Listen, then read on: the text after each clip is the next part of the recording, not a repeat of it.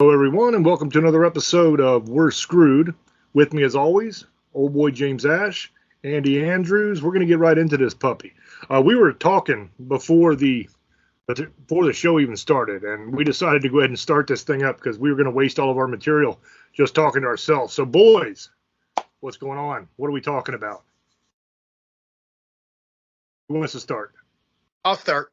Where we All right. we were talking about the conviction of what happened with Joe Biden's Sonny Boy. He got charged for three felony accounts with a firearm. They haven't sentenced him yet, but like I said, here's the truth. And like I said, I'm independent. I've listened to both sides. The thing is, Biden said that he didn't do this when they were running with Trump. He didn't want people to know this, and look what happened. Trump wasn't lying, and I know Trump got convicted a couple weeks ago, and we all know. I don't know what's going to happen with that, and I think Biden's son still got to face charges here in September. So I know a lot of people are talking about it because it's been talked a lot. I won't be surprised something does happen to his son. And they were saying it. One of the jurists, after he's done convicted, he says, like he said to Trump, not and no one's above the law. And the guy said, neither is your son, and it's the truth. We have to realize it doesn't matter if you're the president, the king, anybody can be convicted. And look, our ex-president got convicted, and Biden's son got convicted. So it doesn't matter who you are. All this means is that no one's above the law, even though some people think they are, and there is some people who get out of this. But this just go to the certain people who run the country or the world, that they can be prosecuted, even though they probably get out of it somehow or some way. But it's still, the point is embarrassment. It doesn't matter. Trump don't give a fuck. Trump's the kind of dude, he doesn't give a fuck. If he gave a fuck, he wouldn't be running right now. Joe Biden's a different kind of breed of person. This is embarrassing to him. His son goes to jail, it's going to even be worse. We all know this, and I'm being, like I said, I'm not being biased. I want people to hear both sides of the story. But the point is, he was found guilty for 3 gun charges, and he was running around naked in videos that they said didn't exist. We don't want to get to the laptop because they have it, and they don't want that eventually will come. But like I said, I always say karma comes. I don't care what you believe, and I believe if you did something bad and you try to hide it, eventually it doesn't make it 10 years or 100 years. It will come out, even if you're dead. One day it will come out, and people will find out the truth, and it always does. The truth always comes out eventually. If you could be gone, but hundreds of years, they could find out. Somebody's going to look this up and find out what he did. The point is, I'm saying is, you're not above the law. You can't. It doesn't matter who you are, and we all know what's going to probably. There's probably going to be some stuff that happens over this, because people are pissed off and whining about it, just like they are with Trump. And I know James just wants to get going. He's rubbing that beard. He's getting going, man. He wants to tear into Biden. But the truth is, let's be fair, James. What happened to Joe Biden's son it should have happened. Even if, okay, I'm going to be honest. If it was Trump's son, in that video we saw that, if Trump's son got convicted, I would not be pissed off. I'm just saying it so to most people say, oh, you're just saying this over. No. If it was the other way around, Donald Trump's son was sitting there sniffing cocaine and had a gun on him, doing weird shit, dancing around naked, and he got caught, and he lied about it, just like Biden did. His son lied about it, and that's why they sent him to this case. But I would be saying the same shit. He deserves to go to jail. Anybody does. Anybody who does what he did in those videos, he should be good. I don't care if you're a Democrat, independent, a fucking Quaker. I don't care. You should go to jail if you. That's all I'm saying. So everybody hears what we're saying. So we don't go, oh, it's a bunch of conservatives on here and this and that. I ain't no motherfucking conservative. I am a fucking realist, and that's what I am. So just so people understand, and that's what I talk about. I could be on both sides. I don't care. But just so people know. But there you go, James. I know you want to say something. I call the biggest bunch of bullshit ever with these charges. Did he get the gun permit as a drug addict? Yes, of course he did. Of course he's guilty. Everybody knows that. But the charges themselves, all of this is bullshit. It's to make people think exactly what you just said, that nobody's above the law. This is to try to legitimize the bullshit that they did to Trump, where they convicted him of a crime without naming a crime, right? Just so they could sentence him to, like, so many hundreds of years in jail or whatever, right? It's all bullshit. This is just to say, look, he got guilty too. And the funny thing is, it also serves the Democrats' purposes because they want to get rid of old oatmeal brain Joe, old pedo Joe. They want him out because he can't win. He's a piece of trash and everybody knows it. But they can't just get rid of him because he won't step down. Then the other problem they have is Kamala Harris, the laughing jackal idiot. Nobody wants to vote for her either. And they're stuck with her. They can't get rid of her because they did all this equality bullshit. Remember? Oh, you got to hire this one because they're black. You got to hire this one because they're a woman. You got to hire this one because they're trans. All that crap that they're doing, now they're stuck. They screwed themselves. Now they're stuck with Kamala. They can't get rid of her and put a white guy in her place. How's that going to look for all the Democratic sheep? They're going to cry then, oh, you can't get rid of a black woman, even though she is a moron, right? If you want to put a black woman in, put somebody in that's actually qualified. That would be a wonderful thing. Somebody who didn't sleep her way into the office that she has, like that piece of trash Kamala Harris did. It's all bullshit. It serves their purposes because they want to get rid of Biden. So if they can get Hunter on something, then they can embarrass Biden and say, hey, man, you got to step down. This is not cool, right? But here's what they're going to do. They're not going to do it yet. They're going to do it at the convention. Because if they do it at the convention, they can nominate somebody else instead of Biden. And then they're not stuck with Kamala anymore because that person can choose their own vice president. That's their get out of jail free card. That's what they're going to try to do, I think. But of all the things that Hunter Biden could be charged for, why not charge him with the underage sex that was on the laptop? Why not charge him with that? There's video of him with underage girls on the laptop. Why not charge him with that? Of course not. We're going to charge him for being a drug addict and buying a gun. Why not charge him for the corruption in the Ukraine? Why not charge him with that for Burisma, right? Why not charge him with dealing with the communist Chinese under the table for his daddy? Because his daddy couldn't do it. Why not charge him with that? Because all of that shit will implicate Joe. That's why they don't charge him with that. This was a way to embarrass Biden, Joe Biden, and to try to say, hey, nobody's above the law, right? That bullshit. It was a way to do all of that without involving Joe Biden in it. Because this is the only thing that old Hunter's done that you can't implicate Biden in. Even the sex with underage girls thing on the laptop. You could even get Joe wrapped up in that crap. And if you don't believe me, just read his own daughter's diary. How she showered with her dad all the way up until her teenage years. She said that. That's in her diary, and she admitted it was her diary. Yeah, Joe is a freak, dude. He's a piece of trash, and all the Democrats voted for him knowing it. How many videos are there online of him groping little girls and sniffing their heads like a freak? How many? Dozens. We all saw them before the election. Every Democrat that voted for him, you ought to be fucking ashamed of yourself because you voted for a pedophile and you damn well knew it, but it wasn't a big deal to you. Well, now that he's an idiot and now that he's ruined the country and now that you're broke, now you got a problem, don't you? You didn't have a problem when he was groping children. You didn't have a problem with that. You didn't have a problem with him showering with his own daughter until she was a teenager. Nope, no issues there. You didn't have a problem with him taking payments from communist Chinese to his loser son. You didn't have a problem with him taking payments from Ukraine to his loser son. You didn't have a problem with any of that. But now that you're broke, oh, we got to get rid of Joe. We got to put somebody else in. And there was a whole list of people. They wanted old Mike Obama, Michelle. They wanted him. He didn't want to do it. So they said, oh, crap, we ain't got him. Now what are we going to do? Well, I'm sorry. I forget, there's liberals listening. They wanted her to do it. Michelle Obama. But she didn't want to do it. So they said, oh, crap, now what are we going to do? Gavin Newsom, that was their go-to. That was their pretty boy. That was their savior, right? Except for he done ruined California, and not even Californians want to vote for him. So now what are you going to do?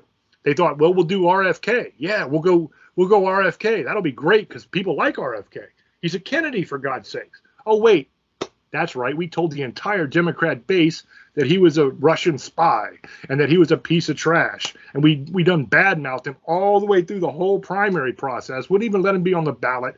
Wouldn't let him be in the debates. Wouldn't let him do anything. And now we're going to ask him to be the standard bearer? I don't think so. I don't think he's going to do it. So they've really backed themselves in a corner here. They're stuck with either Pedo Joe and the Laughing Jackal, or they're going to have to pull something out of their ass.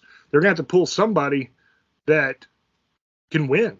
And I don't think there's anybody that they have that can beat Trump. It's just not going to happen. They didn't beat Trump in 2020. They didn't beat Trump in 2016. Now, in 2016, he actually won. 2020, he actually won too. But they stole that shit, and everybody knows it. And everybody admits it. Did you see the stuff? I want to ask you guys too. Did you see the stuff that come out in the last couple of days about January 6th? The recording about Nancy Pelosi saying that she takes responsibility for not letting the National Guard come and actually protect the Capitol so that never would have happened. Did you see that Christopher Wray, the head of the FBI, refused to answer how many plants he had in the audience and what they were doing there? He didn't say he didn't have any. He said he was not going to say how many and what they were there for. I'll tell you what they were there for. They were there to instigate and to get people to go into the Capitol. That's what they were there for. Another thing I want to know about January 6th, and maybe you gentlemen can answer. What happened to the pipe bomber? What happened? Remember, January 6th, before the people went into the Capitol, the DNC and the RNC headquarters both had pipe bombs in front of them. They had a clear shot with the camera of the guy's face. They had cell phone data on his. He made a call from that location. They knew who he was. What happened? All of a sudden now the data's gone. All of a sudden now they don't have a good picture of his face. All the information's been lost. This is not a coincidence. This is an op. That's what this is. This is an op by the government, by one of the intelligence services. That's exactly what this is. Now I'm going to shut up and I'm going to let Andy talk or Old Boy talk, whoever wants to jump in, so that I don't monopolize this whole deal. Old James getting hotter than a spoon at Hunter Biden's house, man. You know what I'm saying? So, yeah, man, I agree with you, Hershey. I agree that this was a setup to, I don't know as much. I mean, I agree with what you're saying, but I also think it just comes down to the same pissing match that both sides have been doing for how long now. You know, one person does something, the other one does something. You know, look, we got Hunter in trouble. Like you said, all those other charges, man, that are way worse than that. And these are the ones that they go after because it carries probably the less sentencing and, you know, everything else. They've been going after Trump since the day he walked down the steps and said he wanted to run for president. You've got to look, man. They've went after him. They went after judges. They went after anybody that was Republican or Trump nominated for anything. They went after them. You know, this can't be. And even though I'm not, you know, jumping on the Trump bandwagon completely, the whole thing is I'm going to jump on the wagon that definitely is for America and for the people. And the Democratic Party has not shown that. You know what I'm saying? Republicans are bad in some ways at it too, but I mean, Jesus, you know, they've been attacked from God knows how long, you know.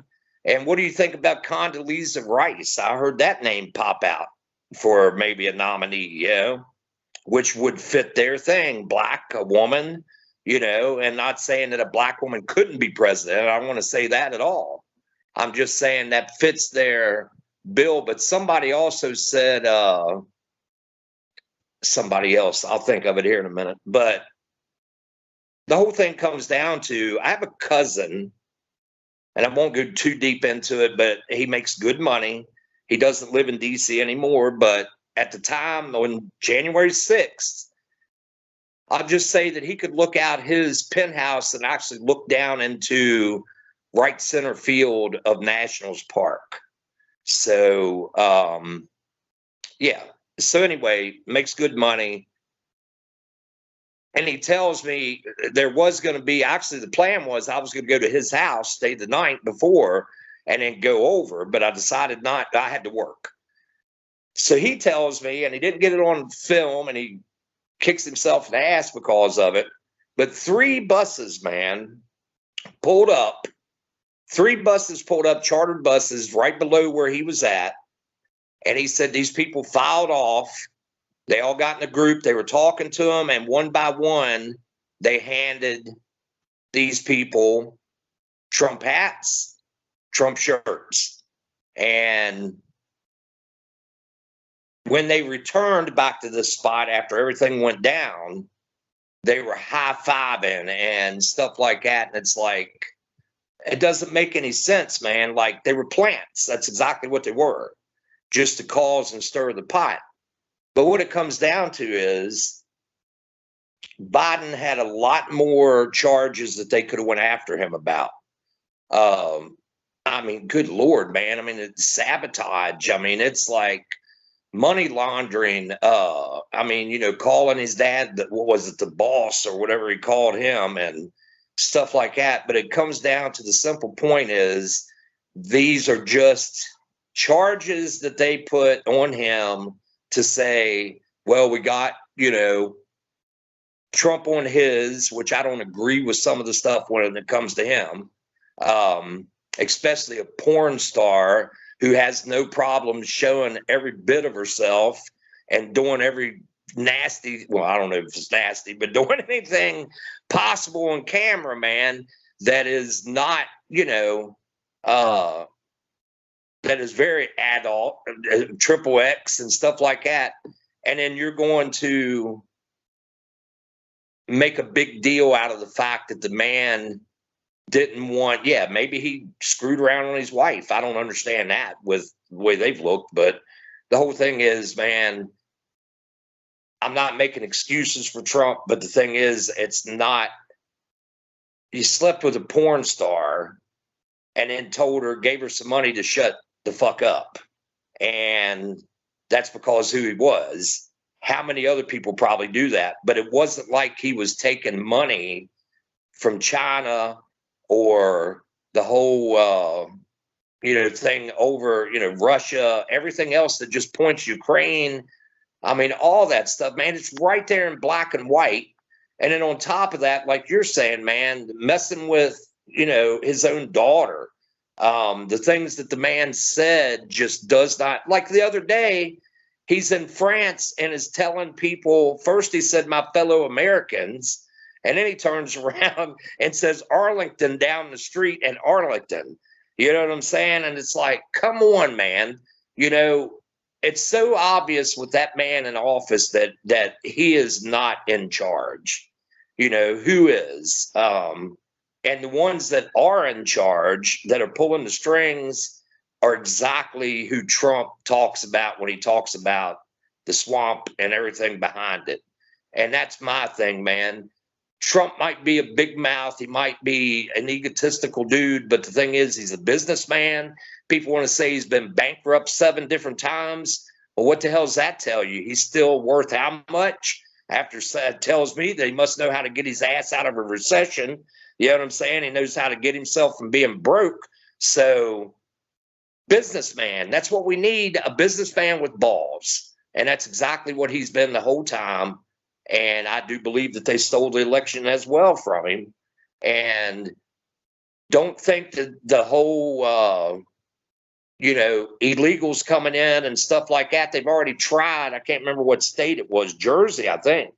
But they were going to try to put on the bill to give these people the right to vote. You know what I'm saying? And it's like trying to do it before this next election. But I don't think it's going to fly. But the thing is, man, all the stuff that's happened with him, the only thing they could go after Trump about was the way that he made fun of people and how he ran his mouth and stuff like that. It's nowhere close, in my opinion, of people getting killed by illegals coming into the states and nobody doing anything about it. All the money laundering that's happened. See, you know, you are elected an official by your peers or by the people of the state. And that's exactly what he got elected as. And they should not make the money that they do already. Okay. And on top of that, there should be term limits, because that's why all these fuckers are millionaires, because they've been in it for so long and they're getting money from lobbyists. They're getting money paid off to say this ice cream is better than the other ice cream, and whatever that somebody wants passed, they fatten those pockets, man. And that's exactly, these guys are getting rich off of, you know, us. and all the crap that they've been. Like, I literally looked at a bill the other day that talked about how each politician gets free medical for the rest of their life, along with their children. Their children's college gets paid for. They also put in there, during a recession, during all this stuff going on, they also given themselves a fat ass, raise. And my thing is, just like the dude from California, man, all you got to do is walk to Skid Row and see what they got going on there, and that'll tell you how well that he did. But just like, the old bitch, she's got a wall around her house a mile high and don't let anybody in, you know what I'm saying? And that's like, I'm saying that they're crooked all the way around, both sides, whatever, but the Democrats put it right in your face, and they're so obvious that it's like, how can we even think about reelecting somebody? And so I do think that James Hershey's right. I think that they're going to do it, and that would be the perfect spot to do it. It would be the perfect spot, because that's about the only place that they could wipe out the possibility of Harris getting in as president, or him stepping down. And, that'd be a train wreck, man, if she got in. I mean, it's bad now, but imagine if she did. But yeah, man, we need somebody in there that's going to back our military, our vets, try to help people out. Like, I've got family members that are diabetics, man. When Trump was in office, they weren't paying but a little bit of nothing for, their insulin and stuff like that. And I guarantee if you look deep enough, you're going to find Biden's been to quite a few big pharma conventions as well. And, we should be taking care of our own before anything. That's just me.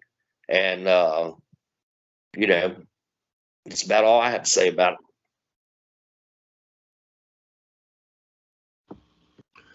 One thing I want to explain real quick, the whole illegal thing, because a lot of people don't understand that.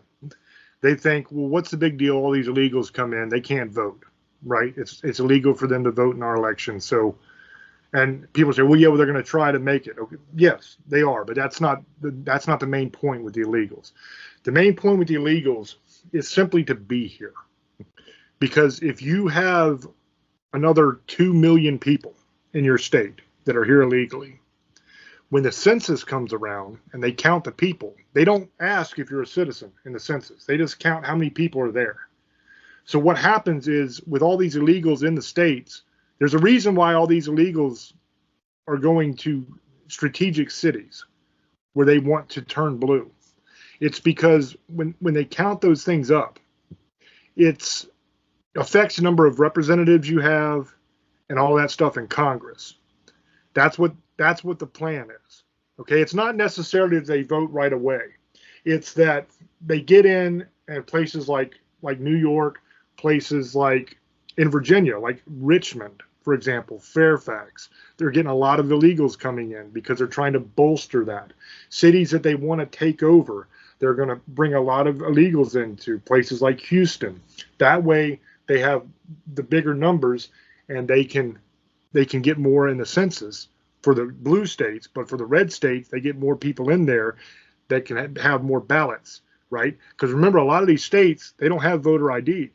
Like Virginia has voter ID, but not every state has voter ID, because whenever a state that doesn't have voter ID tries to get voter ID, all the Democrats scream at the top of their lungs that it's racist. Now, I don't quite understand why having an ID to vote would be racist, unless you're saying that black people are too fucking stupid to get an ID card. That's the only way it's racist, is if black people are too dumb to be able to get a driver's license to be able to vote. And if that's what you're saying, then say that. But if that's what you're saying, guess what? You're the racist, not us. Because we think black people are perfectly capable of getting an ID to vote. There's no reason why they can't. They're capable of using a computer. They're capable of doing all these things. It's like old Joe Biden says. He says that poor kids are just as smart as white kids. Now, what does that mean? That means that he's saying that the black people are stupid and that they're poor. You know what I mean? If you look at this, every single time a Democrat is complaining about something like that, there's two things to look at. One, they're the ones being racist because they're saying that we have to help the black people because the black people aren't capable of doing it themselves, right? Anybody that knows history knows that's bullshit. Anybody that knows history knows all about Black Wall Street. They know all about how Harlem was kicking ass at a time. And it was just an economic superpower until we came in and screwed it all up. And by we, I mean the government came in and screwed it all up. They said, oh, black people are doing too well. We got to do something about that. You know, that's the Democrat Party. That's the KKK in the South, which is the militant arm of the Democrat Party. That's who those people were. Everybody talks about Martin Luther King. He was a Republican. The people that were sicking the dogs on the kids trying to go to school and spraying them with the fire hose, those were Democrats. The people who were blocking the steps so the black people couldn't go to school, those were Democrats. The people that were burning crosses in their yard and hanging them from trees, those were Democrats. Woodrow Wilson was a Democrat. He was the first president to ever screen a movie at the White House. And do you know what movie was played at the White House? The first one ever played? It was called Birth of a Nation. It was a KKK propaganda film. That's your Democrat Party, people. They were the ones enslaving people. The Republicans were the ones that freed the slaves. They were the ones that instituted the Jim Crow laws. The Republicans were the ones that got rid of them. They were the ones that were against black people having the right to vote. Republicans overwhelmingly 100% voted for black people to have the right to vote. They were the ones that stood against civil rights. See, everybody got that twisted because they think of Kennedy, right? And they think, well, the Democrats voted for civil rights too, but they don't know the story of that. All of the Republicans voted for the Civil Rights Bill. Only some of the Democrats did. And the only reason some of the Democrats did was because Lyndon B. Johnson, who took over for Kennedy after Kennedy was assassinated, he said, look, we're going to lose this. You know, we don't have the votes to stop it. So let's switch and pretend that we're for it. And here's his, I'm going to give you a quote, right? It's not going to be an exact quote, because if I say the exact quote, this place will burn to the ground, okay? It's very incendiary. But I'm going to give you as close to the exact quote as I can. He said, if we vote for this bill, we will have those N-words, but he didn't say N-word. He said the word. We will have these N-words voting for us for the next 50 years. That was what he said. That was his quote. Look it up. Go on the Google machine and look it up. You will see I'm telling the truth. That is why the Democrats pretended to support the Civil Rights Bill. Republicans have always supported civil rights. They've always supported the black people. It's the Democrats who never did. And even today, if you look at it, they still don't. They're the ones that think that you're too damn stupid to get an ID to vote. They're the ones that think that you need affirmative action in order to go to school because you're too dumb to make it on your own merits. They're the ones who think that you shouldn't be allowed to have the freedom to send your children to the school of your choice. Republicans are for charter schools. We're for that. We're for you getting the money that would have been spent on your public education and being able to choose a private school if you want to do that so your kid actually has a chance. So they don't have to go to these shitty public schools in the middle of the ghetto where the teachers don't give a shit and there's no money there. The Republicans are for your children being able to get an education. The Democrats don't want you to get an education. They want you to go to those shitty schools because they want you to be dumb, because they want you to buy the crap that they're selling. That's all it is. Every single step of the way, you can go through it all. And that's exactly what it is every single time. Look at every time there's an election and you have the Black Lives Matter crap start up. You have all the riots, all that stuff. It's always on an election year, isn't it? It's always some drummed up bullshit. And when you actually look at the facts of the case, they never match what they said it was. They gets everybody all riled up. They bring in Antifa and these paid protesters. They come in, they raise hell, they burn things down. They create panic and chaos to get people to say, well, maybe the Republicans are racist. It's bullshit. Every time it's bullshit. Hands up, don't shoot. Never happened. All of these things. I can go through every single one, but I don't want to waste the entire show doing it. But every single one of them is bullshit. Every single one of them, the story that you're told is not what actually happened. And you can look it up and see that it's not what actually happened. Every single time. They do this over and over and over and over again. If you look at Joe Biden, who is our president, I went through the quotes last week, some of them, where he said, if you don't know whether you're going to vote for me or Trump, you ain't black, Republicans want to put you back in chains, et cetera, et cetera, et cetera. He gave a eulogy for Strom Thurmond, who was a Grand Cyclops of the KKK. He is the guy who was instrumental in passing the crime bill in the 90s that put all of the black fathers in jail so that all the black mothers would be single mothers trying to raise kids on welfare. He's the one that did it. It's right there in front of you. It's right there, guys. I don't understand how anybody with two working brain cells can look at the Democrat Party and not realize how corrupt and shitty they are. And I want everybody to understand, old boy refers to me as a Republican because I'm a Trump guy. I'm 100% a Trump guy. I don't care if you kill me. I'm coming back from the grave, crawling to the polls and voting for Trump. I'll vote for Trump 100 times if he runs 100 times. I don't give a shit. I'm a Trump guy, but I am not a Republican. I think a lot of the Republicans are pieces of shit. Most of them are rhinos. Most of them ain't worth a damn. The last campaign I worked on was for Ross Perot. So I was an independent. Now, I've never voted for a Democrat because Democrats are evil pieces of shit. But I'm not a Republican, just so everybody understands that. I vote for the Republican most times in the election because they're the lesser of two evils, which sucks. I don't want to vote for the lesser of two evils. I want to vote for somebody I believe in. And that's why I'm a Trump guy, because I believe in Trump. Trump has kicked ass for this country. If you look at the way the country was when he was in office, it was awesome. The economy was awesome. Everything was going great until the communist Chinese released a virus. And then the Democrat governors and mayors locked everything down and wouldn't let you go to work, wouldn't let you go to school, and crashed the economy. That's what happened. That is what happened. Everybody blames Trump for that shit. Trump didn't close anything down. It was the mayors and the governors of the individual states that made those calls, not him. He was actually saying, hey, we need to open this back up. You know, he did the week or whatever in the beginning to try to, you know, because that's what everybody was saying that needed to happen. But then quickly he realized this is not working. This is bullshit. We need to open back up. And if you look it up, he's on the record multiple times saying we need to open this up. We need to get these people back to work. But the Democrats would not allow it to happen. They're the ones that made you wear the mask. They're the ones that wouldn't let you in to see your grandpa while he was dying. It was them. If you look at Republican states like Florida and Texas, what happened there? They didn't get locked down. They were walking around free. They were going to work. They were doing their thing. You know what I mean? It was in the blue states where you couldn't do anything. You know, in my state of Virginia, man, they tried to lock us down. They tried to lock us down like crazy. They made it so you couldn't even go in the hospital unless you wore a mask. Period.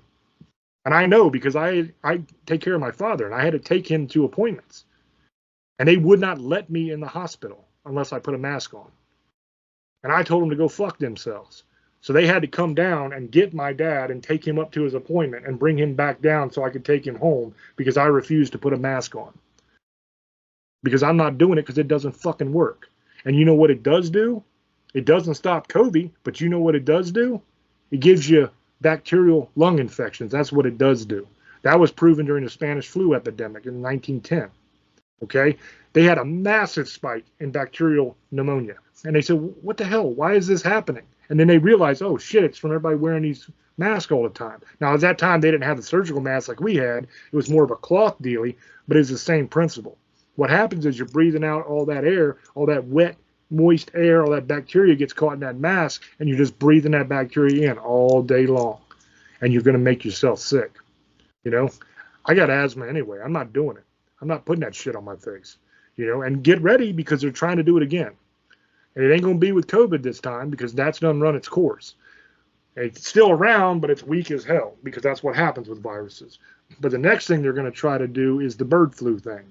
They're already talking about it all over the damn news. That's the next one that they're going to be trying to lock you down and all that for. They tried to do it with monkeypox. Remember that?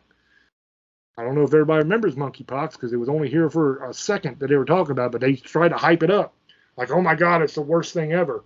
And then everybody's like, fuck off. So then they just gave up. But they're going to try to do it again for the bird flu. You mark my words. They're going to need some kind of thing that can make everybody vote by mail so they can cheat again. If they have an up and up election, they're going to lose their ass, and they know it. And I don't even know if they can win with mail-in ballots this time, because the entire country is fed up with Biden's piece of shit ass, and nobody will vote for him. Well, I'm not going to say nobody, because there are stupid people that will still vote for Biden. I'm sorry if you're one of those idiots. I'll talk slower. There are still stupid people that will vote for Joe Biden. I don't understand why. They're just not capable of rational thought, but that is what it is. But a lot of the country has woken up and said, screw this guy, man.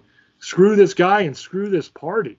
You know, I know a lot of people that were diehard Democrats, and I don't hold that against them so much because they're old, right? Young people that are Democrats, really, really young, they're dumb, right? They haven't learned anything yet. They don't know anything about life yet, so they don't realize that they're telling a bunch of lies and they're full of crap. And the really, really old people, their Democrat party was the party of Kennedy, okay? So they are Democrats because of that time period, and they are still thinking that's what Democrats are. But even some of them are waking up and saying, this is not my Democrat party anymore. You know, my Democrat party doesn't go out on the street and chant for the extinction of the Jewish race. That's some Hitler shit. That's some Nazi shit right there, guys. That's what the Demis are doing. Okay? You can get mad at me. That's fine. But it's true, and you know it's true. They are the ones that are doing this shit. They're the ones who pretend to be peaceful and loving, and then they hit people in the head with bricks and skateboards and shit like that when they're dressed in all their little black gear with their little tactical vests on, little Antifa punks, right? You see what happens to those little Antifa punks when they come to a red state and they try to do their little crap in a place with real men? They get the shit beat out of them, and that's what should happen to those idiots. You go in there, you block traffic, you start pushing people around, you ought to get the shit smacked out of you. That's what ought to happen, you know? But yeah, they'll cry then, oh, Republicans are violent. Why aren't you crying when they're hitting people in the head with fucking bricks? Why aren't you crying when they're beating people with skateboards and burning down buildings? No, then it's mostly peaceful, right? But when they come up against real men and we fight back and beat the shit out of them little bitches, then what do? Oh, then Republicans are so violent. Fuck you. I'm so sick of you. I'm so sick of your mouth. I'm so sick of your protests. I'm so sick of your nonsense. Fuck you. How about that? This is America. And God damn it, we're not going to put up with your shit anymore. And I'm sorry, Lord, for saying that. I apologize. I'm a Christian. I shouldn't be talking like that. But I get fired up about this shit because it's ridiculous. It's ridiculous that these idiots are out there doing this stuff and everybody's pretending like they're not. They're pretending like it's peaceful and like they're in the right when they're beating people up. They're going to people's houses and vandalizing the hell out of their property. And when the people come out to defend themselves, they get charged. What kind of bullshit is that? It's wrong. It's wrong, and I'm not going to stand for it. And I'm not going to pretend that it ain't wrong. I'm not going to sit here and pretend like it's all hunky-dory when it's not. It's bullshit, and you damn well know it. And it's about time that Americans start standing up and fighting back against this bullshit. You come to my fucking town with your little protests, you see what happens to you. That's all I got to say. Because we don't put up with that bullshit up here. Period. Now, I'm going to get the hell off here and let old boy talk. Because we need some level-headedness. Because I'm going to have a heart attack. Oh boy, go ahead, brother. Look, I'm going to say this. I want people to know this. And to African Americans, just so people don't get it, James was not making fun of you. So I don't, because you know how people are. They might take that bit and say you said that. So remember that, how people do that. So I'm just making sure people know. Now, listen, I'm sick to the point where I'm sick of both parties. And I'm going to tell you both why. And this is why. It doesn't matter who fucking wins. We're going to have issues. I don't care if Trump wins. There's going to be people on the fucking street crying and whining, fucking protesting the same shit we had for fucking 4 years. Biden wins. We're going to have people, oh, the economy sucks. Oh, Kamala Harris sucks. I'll tell you this right now. I will say this. Kamala Harris will not be the president. They know that she cannot beat Trump. I don't care if Biden walks away. They know that. And it's Newsom is what you were talking about in California. And James is very passionate. But the problem I have is, and this is what I'm going to say, Trump, I voted for him. the first 4 years. The thing I got tired of the last year is Twitter. And that's fucking something I know Andy's agreed with me on that. And fighting with the news, and I know he didn't get a fair shake with the news, but he has made comments that he's probably going to win. If he wins, he may go after certain people, what people don't want him to do. We want him to run the fucking country. I want somebody to run the country. And this is my opinion is this the best we can do? I know people like Trump and I know people like Biden, and I'm not saying, and this is where I'm coming from. Is this the best we can do? We have two people, somebody's going to be 82 years old, Trump's going to be 78, and even if he wins, if the Democrats get the fucking House, you know they're going to impeach him. And yes, he's probably not going to go to get out of office, but this is bullshit we're going to have to deal with. And even if Trump doesn't win, we're going to probably have a court battle over it, and more stuff's going to happen. I have never seen in the last, and I'm saying in the last 20 years, anybody could vote and no one would really get mad. And it wouldn't be like this. Fuck now, if you say you're a certain people want to fight you. And trust me on this. I'm going to say this. Not all Trump supporters are good people. I've had them personally attack me. And that's what's crazy. I don't even have a problem with him. And they have. And it's not every one of them. But they're not so innocent themselves. And I've heard some of the stuff when I work at a bank in California a long time. And this has been every time. The majority of people like Trump are not bad people. It's not. And just so you know, a lot of people are, like James says, Democrats are voting for Trump. Hispanics, African Americans, Asian, it isn't, and just in California, whites are not the minority anymore, guys. It's Hispanics. That's the truth. That we're second, and so they control the vote in California, but they're saying 40% of Hispanics are going to vote for Trump. So I mean, don't say it's all white people, because in California, we're not the majority here anymore, and that's just the truth. So a lot of people are saying the same thing. It has nothing to do with them liking Trump. It's the fact that his gas is $6 a gallon. The insurance in California has tripled. I'll tell you that. My insurance went up $45 because there's been 33,000 accidents in the last 3 years in California. I don't know what the fuck is going on. When we lost people, now it's gone up to 39 million people in California. I really think California should be split. I don't know what you guys, we'll talk about that. That's another topic we can bring up. California lost delegates. Now they got 10 back. They lost 20, but they got 10 back because they went up 1 million people. But in California, trust me, there's a lot of people who don't even want to vote. And California is going to control a lot of the election. And that's just the truth, because we have the most people in the country, in the state. So California is always going to be, I'm just going to tell you this, we're never going to go red. It's not going to happen. We may get 40%, but 60%, but it does matter, because before it was only like 31%. He got 69 or 30. But if Trump does get 40, even if it's 9%, it still makes a difference, because that's more votes he gets in delegates. But our Kennedy is running for president still as the independent. He wants to debate Trump and Biden, and there may be a chance that happens. I know he's not going to win. So that's going to hurt both parties altogether, because there's a lot of people who like it. Kennedy's not going to win it, but he's going to take votes, and that's what people are worried about. And I have no problem with Kennedy, too. He said he got the brainworm thing or something. I don't know, some shit. And he said some weird shit a couple months ago, and people are kind of like, eh. But, I actually like Kennedy, too. I don't hate him, but I'm not to the point where I'm not even going to vote. I don't know what I'm going to do. I might vote for measures. I know that. I'm going to vote for certain things.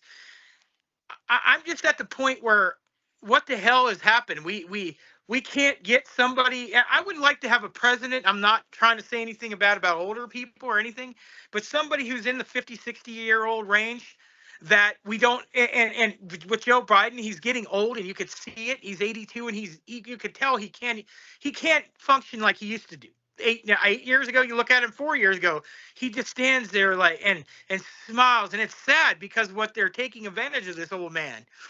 because he can't do it no more. Kamala Harris is out dancing. I saw that dancing at her thing with some guy.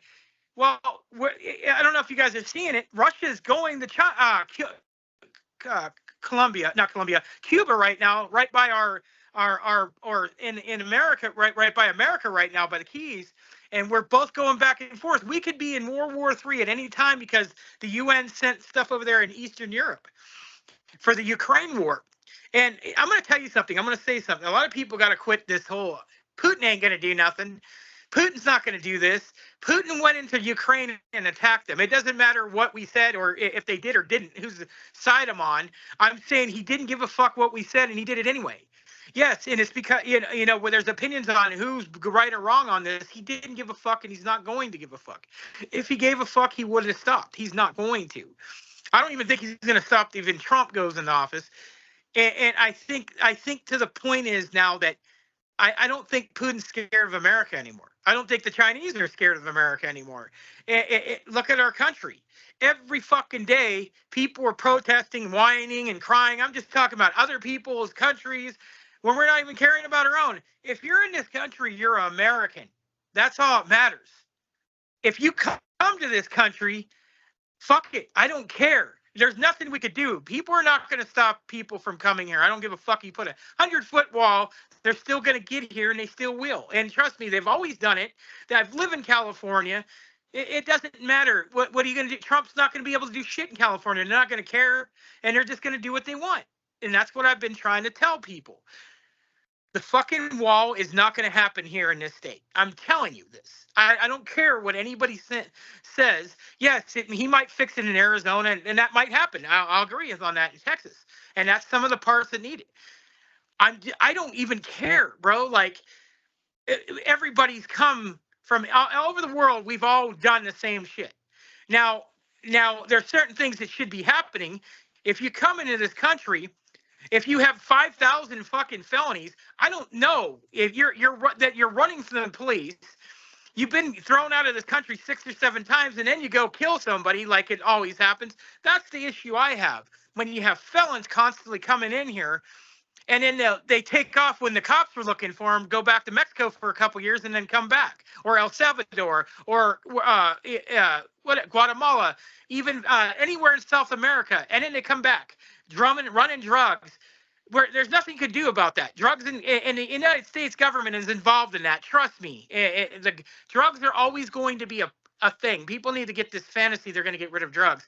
Some of the Vietnam War wasn't about the war. It was fucking flying cocaine through here. That war could have been ended a lot quicker. Trust me. But just like I said, it's not going to happen. We have too many people on drugs in this country. And they're right. There's a lot of people who are going in California. There's like 8 million people in jail, and 6.5 of them are on drugs. So the problem is we have a drug problem that's coming over. That's what the issue is. If you cut and stop the borders, they have enough people here to still do it. It's not going to stop. Or they'll go from Colombia, or they'll go, I'm not Colombia, through the Keys in Florida, throughout that way. Or they'll go through Canada. They're coming through that way, or Alaska. It's not going to stop. It will slow down if Trump gets in. That's true. It will. Some people will get back, but the problem is they'll just go to California, they'll go to Chicago, they'll go to New York, and they won't be sent back. The only reason Biden's doing anything right now is because he's losing his ass in the election right now, and that's the truth. He's losing. Go look at any poll, and everywhere it's either he's losing by 2 or 3% where he won everywhere else, and he's getting beat everywhere. So that he's trying to change his thinking right now. And it's not working, especially what's going on with his son. Now people see his son might go to jail, and he might not, and he may win. But like I was saying, in September, he's going up in California for tax evasion. So he's not done. So there's more coming. It doesn't matter. The point is, and where I'm getting at, is you can't either vote either one way. Like I said on the other show, somebody's pissed off at you. You're either a bigot or you're a traitor to your country. So this is what I'm going to say, me being an independent voter. And there's really no Kennedy, I'm not probably going to vote now because there's no one. But in the future, let's try to have a new party. I know people don't want to hear that. It's time for a third party, and all that ain't going to change everything. So the problem is we have people like Mitch McConnell, Nancy Pelosi, who've been in office for 60, 50, 60, 70 years. I don't know how long. Dianne Feinstein was in there 70 years. And they're still there. And they're not doing nothing but living off of paychecks. And that should not fucking happen anymore. If you've been in, I'd say 10 years, maybe 15, maybe at the most, that should be the cap. Just like the military. I mean, there's some people in there 15, 20 years, but they're done.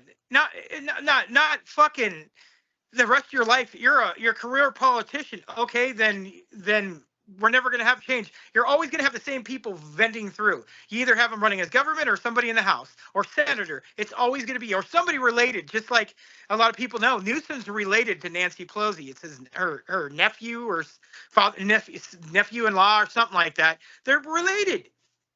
And look how it keeps on getting filtered through. Chuck Schumer. What is that guy's running for California? The one that said it. Shifty Swift, he's a product from him, and he was buddies with Kamara when she was running. A lot of people don't realize Kamara was in California. Look what she did here. Fucking nothing. Just like she's doing nothing. It has nothing to do with what she is, what she represents, what her race is. She doesn't fucking care. All she does is go up there and laugh about everything. And you know what? It's ridiculous. We don't have anybody who gives a fuck anymore. You have Biden go, rah, rah, rah. You can't even understand what he says anymore. You got Trump. He's yelling about the case he's at, and I get it. They're trying to throw him in jail for the rest of his life. But the problem is, and this is what I think Trump shouldn't have done, is 2.5, 3 years ago, I'm running for president. Fucking 5 months later, they're coming after you. What I think he should have done is waited a year for last year to do it. Then he wouldn't have been able to do all these cases on him already. But you know how Trump is. He wants fucking revenge. He's going to get it, and that's the kind of person. Trust me, Trump don't care about what anybody thinks. He don't care what you think. He doesn't care what I think. If you vote for him, if you don't vote for him, in the end of the day, Trump don't give a fuck what anybody thinks. If he cared, he would have been out of this race last 4 years. He wouldn't even came back. He doesn't care. He said he'd really go to jail, and I really believe he would still run if he was sitting in prison. And I think we all know he would. And it's just the truth. The problem is, and what I don't understand is, this guy's willing to go to jail where another guy doesn't. It just doesn't care. And that's crazy to me, where somebody who would really go to jail would want to still run this country after people threw him in jail. That's one thing I'm going to say for Trump's part is, why? If you, and I get it, I know he loves this country, and I get it on that part, but he doesn't have to do this. He could have just said, fuck it, they'll give him a deal. If he says tomorrow, I don't want to run for president anymore, they'll drop all this shit. Trust me, they will drop it all, and he'll be forgotten 6 months. And then he'll go on his life, and you'll hear bullshit on fucking Facebook about this and that for the next couple of years, and that'll be it. He didn't do that. He's willing to go to jail, guys. Like, that's crazy to me. Like, and you know what? If he wins, like, that's probably why I think some of the people are kind of like, who hated him like him, because now he's a criminal. And then people says, the first time in my life I'm voting for somebody as a criminal. Now, I'm going to say, if you're a cop, you shouldn't be going on there fucking saying that. That was a dumb move. Now I think that guy might get fired in Texas or something. I get it. You probably shouldn't have brought the whole him being a convicted felon, and you're a cop. While you're at work, if you want to do it at home, he did this shit while he was at work in his fucking police, uniform. Come on, dude. Fuck. You got to realize people are going to see what you said. And, hey, that's the sheriff. He just said all this shit. What do you think they're going to fucking do? Think about what you do before you go on fucking TikTok and Instagram when you're pissed off. Like James, he's not sitting here, he didn't, if he was a cop, he wouldn't be doing this at work. He'd be doing it at home. That's a whole different fucking story. You're at home and you're allowed to say what you want. While you're at work inside a cop car while we're paying for you to fucking be there, you don't need to hear your fucking politics. Go do it at home. That's the one thing, just like sports. I don't give a fuck what you think. I don't care. If you want to say something off the camera when you're at home, then you could believe whatever the fuck you want. This country, and people need to realize something, is both sides need to realize when you win the presidency, it isn't about just Democrats. It isn't just about Republicans. It's about the whole fucking country. And I think people forget about that because they have money to be made from certain people that on both sides. And this is true. Like James said, there's a lot of rhinos, and there's a lot of rhinos on every side. The problem is these people who give money are the ones who are really running the world, country and the world. And there's nothing you could do about it because you call them out. Look what happened to Ryan Garcia, guys. He's going to jail. Vandalism and what is it? Vandalism some hotel, and he's claiming they're giving him drugs. I don't know if you guys. Ryan Garcia is from my town in Victorville, and I used to see him come in. He was a boxer who called out the pedophiles in Hollywood. That's why I'm kind of just keeping it at that. And that one, I don't know that where they do the owl rituals, and he fucking told on him after he won his fight that he wasn't supposed to win. He won. Oh, he did drugs, and then he did another test where he didn't. So now they got him in saying that he's going. He vandalized some hotel. Now he's going to jail. And he's worried he's going to die. They're going to pull. He has Andrew Tate. I know who people know who Andrew Tate is. They rushed his house. And I think he's from in Hungary or somewhere, Romania. He moved out of America, and a lot of people hate him. They think he's a chauvinist pig. Some of the stuff he says is crazy. Some of the stuff I agree with, but he is an asshole. But he told him, "Watch what you say." They came after me. Didn't do it. When you go on, like all these people, you go on TV or you say stuff like Corey Feldman. Look, they've gone after him. He just went to TV and they don't want to mess with him because it's too obvious what's going to happen. But because they made Corey Feldman look like and I love Corey Feldman, but they've made him look like an ass, so people just don't take him serious. Now with what's going on with him calling out Hollywood stuff has come true, so some people are taking it serious, but it took him years. People see him lurking around. They all talk shit about the dude. I love the dude. I met the guy. Corey Feldman was an awesome guy. I met him, just so people know. The point I'm trying to get across is, if you're going to vote this year, know the candidates, know what you're voting for, check the bills before you vote on it, before it says, oh, we're going to give the schools $10 trillion, but we're going to tax you 20% on gas. People don't pay attention. Look what happened in California. California is an example of what's going to keep happening if you keep voting for a certain way. I'm sorry. The fucking taxes are ridiculous here. You can't even get a house. In my town, where I used to buy a house for $1,000, now it's fucking $2,500 to $3,000 because all the investors here fucking bought up the houses. Instead of renting them to families, they're fucking renting them to 10, 12 people at a time, making $10,000 profit a fucking month when they already own the house. This is because the government's letting them. They're bringing in people from prisons and shit, letting them live there, bringing their families here because there's so many prisons in California. It's exactly what they want, and it's never going to change. You could vote a certain way, whatever you want. When money is involved, I don't give a fuck what happens in Trump. If Trump wins, stuff's going to change to a point. But that's only 4 years. And people are going to get so mad at Trump winning that 4 more years, somebody else is going to win. It's Democrat probably. And I'm guaranteeing that it's going to happen. If Trump wins, a Democrat's going to win in 4 years. Because the Republicans ain't going to be able to come back from Trump for a long time. And it's going to be the same shit. People think taxes are taxing the rich, getting 70% of their paycheck is going to solve everything. It's not. When you have, this is a proven fact, when you win the lottery, 75% of people go broke because they are already broke before. They're not going to change when they get $100 million. That's why they fucking blow it, because they don't know. I'm going to go buy my fucking family a house. I'm going to go buy my cousin a car. My cousin Jeffro a fucking a Jeep. What you don't fucking understand is you got to pay taxes for all that shit, and these people don't fucking get it. They go fucking blow all their money.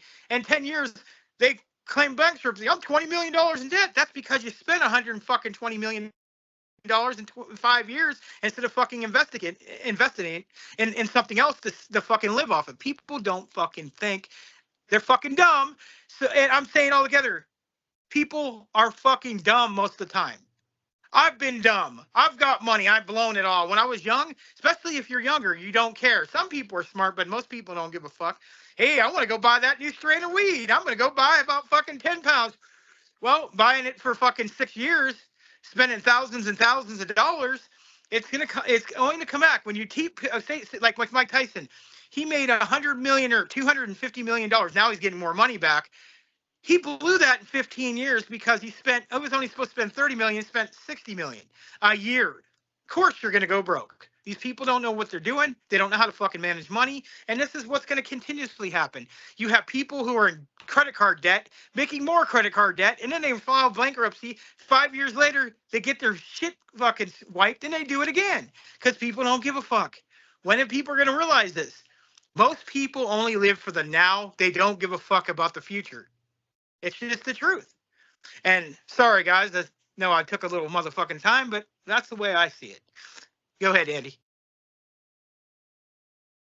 Oh man, they wound up. Well, I'll touch base on a couple of the things. I'll tell you what stuck out in my mind. One night I was sitting at home, got off work, was sitting at home, and I heard this guy by the name of Bin Laden talk about that they would not stop until the Muslim flag flew over the White House. And ever since then, man, I've been waiting for that to happen because they are some diehard, don't give a shit fuckers, man, that will not stop until they get to where they need to be. So that's what worries me about the borders, man. Not as much as the Hispanics. Everybody deserves to have a better life, and I agree with that. But the thing is, they need to come do it honestly, stuff like that. But look at the non-vetting and just opening up those borders, man, are not just bringing in people from South America, point blank. There's people that are coming in here to destroy us, to kill us, to take over. Yeah, we might not be able to stop the whole flow of it, but at least we can, do something about it. I mean, we got to slow that down. And it's not that I'm racist or a bigot or don't think, because I have, plenty of Hispanics in my family, but those were the Hispanics that moved over here 20, 30 years ago, even more. And they cuss about how easy it is for the ones now to become Americans and stuff. They remember how hard they had to work and how hard that they had to become to the things they had to do to become a citizen. And they're very proud of that. And that's where the thing is. I think back then it was a pride thing, and you were proud to become an American and stuff like that. Now they feel entitled for us to just let them in. And they don't, they're not doing it for the right reasons. They're not coming over here to be in a land of free. They're coming over here to get free shit is what they're doing. And that's where my problem is we do not take care of people that have done everything short of losing their life for this country. And the vets out here that have all the mental conditions. And I mean, there's so many vets, man, that are, homeless. Gettysburg is a booming little town. They have a square, which is a circle there in the middle of town. And any given weekend, you have the Democrats on one side, you have the Republicans on the other side. But the other day, there was a group of kids that were there that were spitting. It was Memorial Day weekend. And they were out there pro this, pro that, and spitting on bikers going by with big American flags headed to Rolling Thunder. And they were spitting on them, man, or at them. And the thing is, you're right, Hershey, they're Nazis, man, what they're doing. I mean, that's a Nazi thing. And it's like, they have no clue. And that's what this country's doing, man. It's the party, we can blame both sides to a point, but just like, what is it, Washington or Oregon State, they made just about every drug legal because they're dumbing us down, man. That's what they want to do. They want to dumb it down so they can control. And that's what it's all about, man. Just like old boy's saying, it's about the money, man. It's about having the control to where we have to literally ask them if we can wipe our ass, getting permission from them. If you read Saul Alinsky, man, look at the rules of, all of it's right there, man. And it's like, and it's exactly what's happening. And that's my thing, I disagree a little bit with Trump, with what old boy said about him not giving a fuck. I think that he gives a fuck about America is what I get out of it. Like, yes, he's feeding his ego. How much bigger can you get than the president of the United States? So yeah, he's feeding that ego with that, but I think he also wants to feed that ego by saying, look what I did for you. Look how I got the United States back in, out of the recession. Look at what I've done for the Americans. All that feeds his ego. Well, man, that feeds me too, literally. And that's where I'm coming from is I think that he genuinely does care. I've seen things that he's done that nobody ever heard of until somebody brought it to attention, such as giving, I have an uncle that has got Down syndrome, and he fought for them, to get paid a little more and stuff like that. My uncle was working 40-hour weeks. His paycheck was $100 because they give him, free benefits such as, Medicaid. And it's big freaking deal, man, that you're giving somebody, that when you're giving, very capable people that can work, they're getting way more than that, and it's like people struggling in this country, man. And it's like, we need something to help. That's where you get all this superhero shit about Trump and stuff like that and everything. And these people, man, are looking at him like that as the savior, which is kind of scary in its own way too. And if you look at it in a biblical term, but the thing is, people, I mean, I don't know if you remember, where was it, Venezuela, people eating out of the, the garbage truck and chasing it and stuff. Now tell me that you wouldn't do that if you seen your wife, James, or either one of you seen your wives starving and that you just have to do something. Would you pull something out of that freaking garbage truck? You damn right that you would, man. And the thing is, we should not have to worry about that. All of this, taxes, man, are illegal, dude. Point blank. Taxation without representation. We're paying taxes on our freaking money that we make. We're paying taxes when we go spend the money. We're paying taxes on when we spend the money, we're paying taxes. Sales tax, personal property tax, all this shit, man, is just, it's ridiculous. And I'll tell you something that I would like to go back in history and check out, talking about politicians. I wonder who the first politician that took a bribe. You know what I'm saying? Who started the whole lobbyist, we can fatten their pockets and stuff like that? Because, I mean, back then, in the days of George Washington and all them, I'm sure they got some money, but they were more getting like property than they were a paycheck. They got the fat house to live in and stuff like that, but all of them were doing things, man. They were all successful businessmen. And look how we went from that to just because somebody went to Harvard or something like that, but never had a real job in their entire damn life, to becoming, running this country. It's the ones that own, you got to look at the biggest powerhouses, and it's people like Big Pharma, but anything to do with oil, electric, stuff like that. That's who's running this country, man. The ones like that. And why do you think when like Elon Musk and them was starting to figure out how he could do a grid across the world to where we'd have free electricity, that all of a sudden next thing is all these big boys like Soros was wondering if they could actually live on Mars. You know what I'm saying? Stuff like that. They want to check into that. Let's check in and see if we can do that. Why are all these people, the big names, the big, ones that own, these, Exxon and everything else, all of a sudden they don't want to be part of things anymore, or they're acting like that.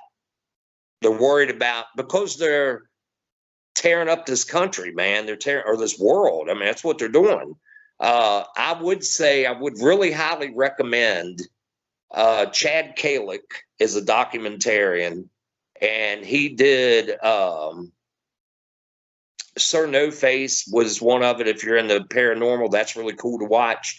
But he has some other ones behind it that he's written or that he's produced, and he does a really good one, man, on what exactly he sees happening, or what he's being told by an inside source, really what's going on out here, and how they've done pretty much screwed us anyway, as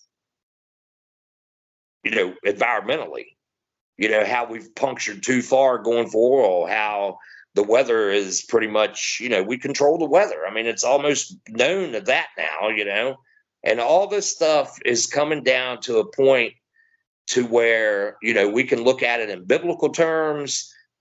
Hershey, you'll agree with me. It's being played out just like a play, man, on Broadway, of exactly what's happening, what the Bible has said and stuff like that. I mean, it's happening right in front of us, and we can sit here and get all biblical or political or whatever it is. But the thing is, this country, this world is hurting, but this country is, old boy's right. We're looking at World War III, man, is not something that you laugh and kind of put just laugh and think it's kind of funny now, man. It's not like that anymore. World War III is scary, man. And we got some nutcases in the offices, man. You know what I'm saying? That are out there, leaders. Putin, you got, what's his name over in Korea? You know what I mean? And it's like, what did he just set off something the other day? And that's the whole Ukraine thing, man. The whole reason why Putin's so bent about that is because he knows that if he didn't beat up Ukraine and stuff, that he would literally have nuclear weapons right on the border, man, pointed right at him. And he knew that if he didn't go after Ukraine and try to do that before it happened, then that's what he was going to have. And it's like, I don't know, man. It's almost like a damn game to them. And I think what their main goal is, and I think that's why you see Obama involved, and you see other people, the Clintons and them, they really want to go after that one world. I mean, just, I don't know, man. They don't want to have borders. They don't want to have any of that. They want to have one currency. They want to do this. They want to do that. And all of it, New World Order shit, man. And Bush was talking about that shit, back when old man Bush was talking about it back in the day. And they're going to try to achieve that through fear, through starving us, through dumbing us down, whatever they can do to control us. And that's what it's about. It's all about control, man. They want to control, and it's a worldly thing more than anything.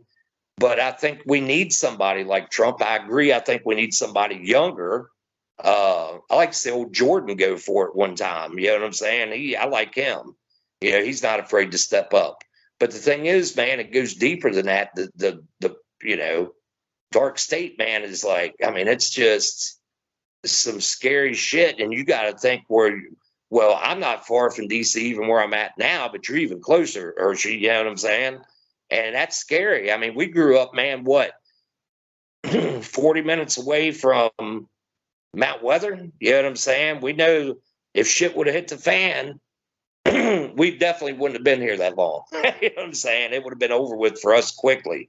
And which probably is better than the fallout anyway. But, I had a step parent that actually worked up there when 9/11 happened. And she learned quite a bit of stuff that was hearsay, ended up being pretty true. And I'm still not too I'm still not too sold that we weren't involved with that when I say that, as in our government. And like I said, the oil and all that shit, man, the oil especially, that's what's running this country. I mean, or this world. I mean, that's what it's about. And why wouldn't we are self-sufficient when it comes to oil. We have enough oil in Texas to keep us going forever. And then on top of that, the pipeline, all the fucking lies that they told about that. You know, these Native Americans, man, came out and said, you know, the pipeline, they, you know, made it actually, they planted and made stuff look beautiful around it. But these guys were getting money, free money monthly, man, for allowing them to run through there. Well, yeah, like anything else, you're going to have mechanical issues, man. But the thing is, they had it set up to where even spills and stuff like that would not have hurt the environment. And they fought all about that and everything and tried to make it look bad. But if you remember the old Exxon spill, man, you know, nobody even, like, that was overdone with. They slapped their hand with what they find them, you know, and it's like, but look at all, there's still people are dealing with that, man. There's still, I don't know, Texas, just talking to a coworker of mine. There's some waterways down there they can't even use, can't fish, no nothing, can't swim, because all that shit kind of floated in there, settled. That's petroleum, man. You know, so they can't even drink it. You can't even boil that shit off. And nothing. Like, you don't see anything. Like, you know, but then we're going to do better as a country by you know, taking care of ourselves by resources we have. But the thing is, there's no money to be made there. And that's the problem, man. It's all about money. Old boy's right. It's all about money and control. And until we get some people that actually give a shit about the future, and I'm not talking about global warming and all that bullshit, I'm talking about people that actually care that the human race, that people are not homeless and people are not starving and shit like that. And yes, I think that the people that do go in the military and fight for us and stuff like that, they serve a certain amount of years, should be taken care of. We're taking care of these lazy bastards that fight all the time in the, you know, in Congress and stuff all the time. They're set for the rest of their lives. Some man goes out here, you know, to Desert Storm or, you know, in Iraq and gets half his head blown off and shit and lives through it and stuff.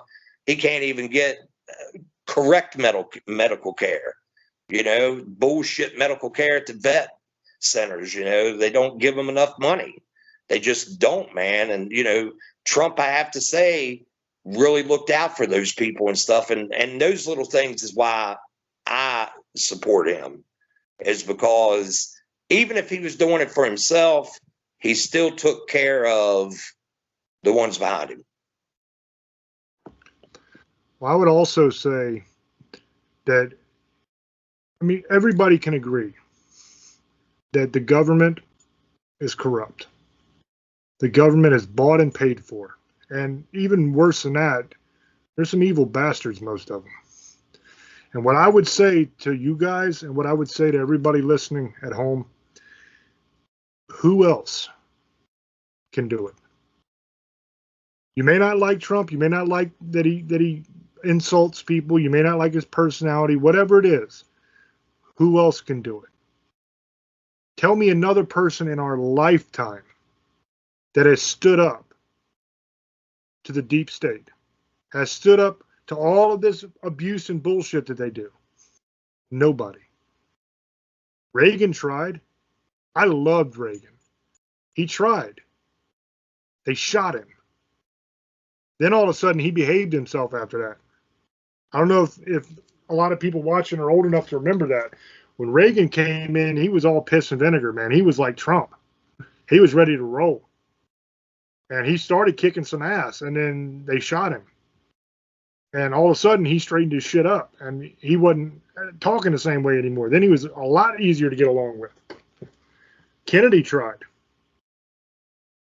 You saw what happened to him.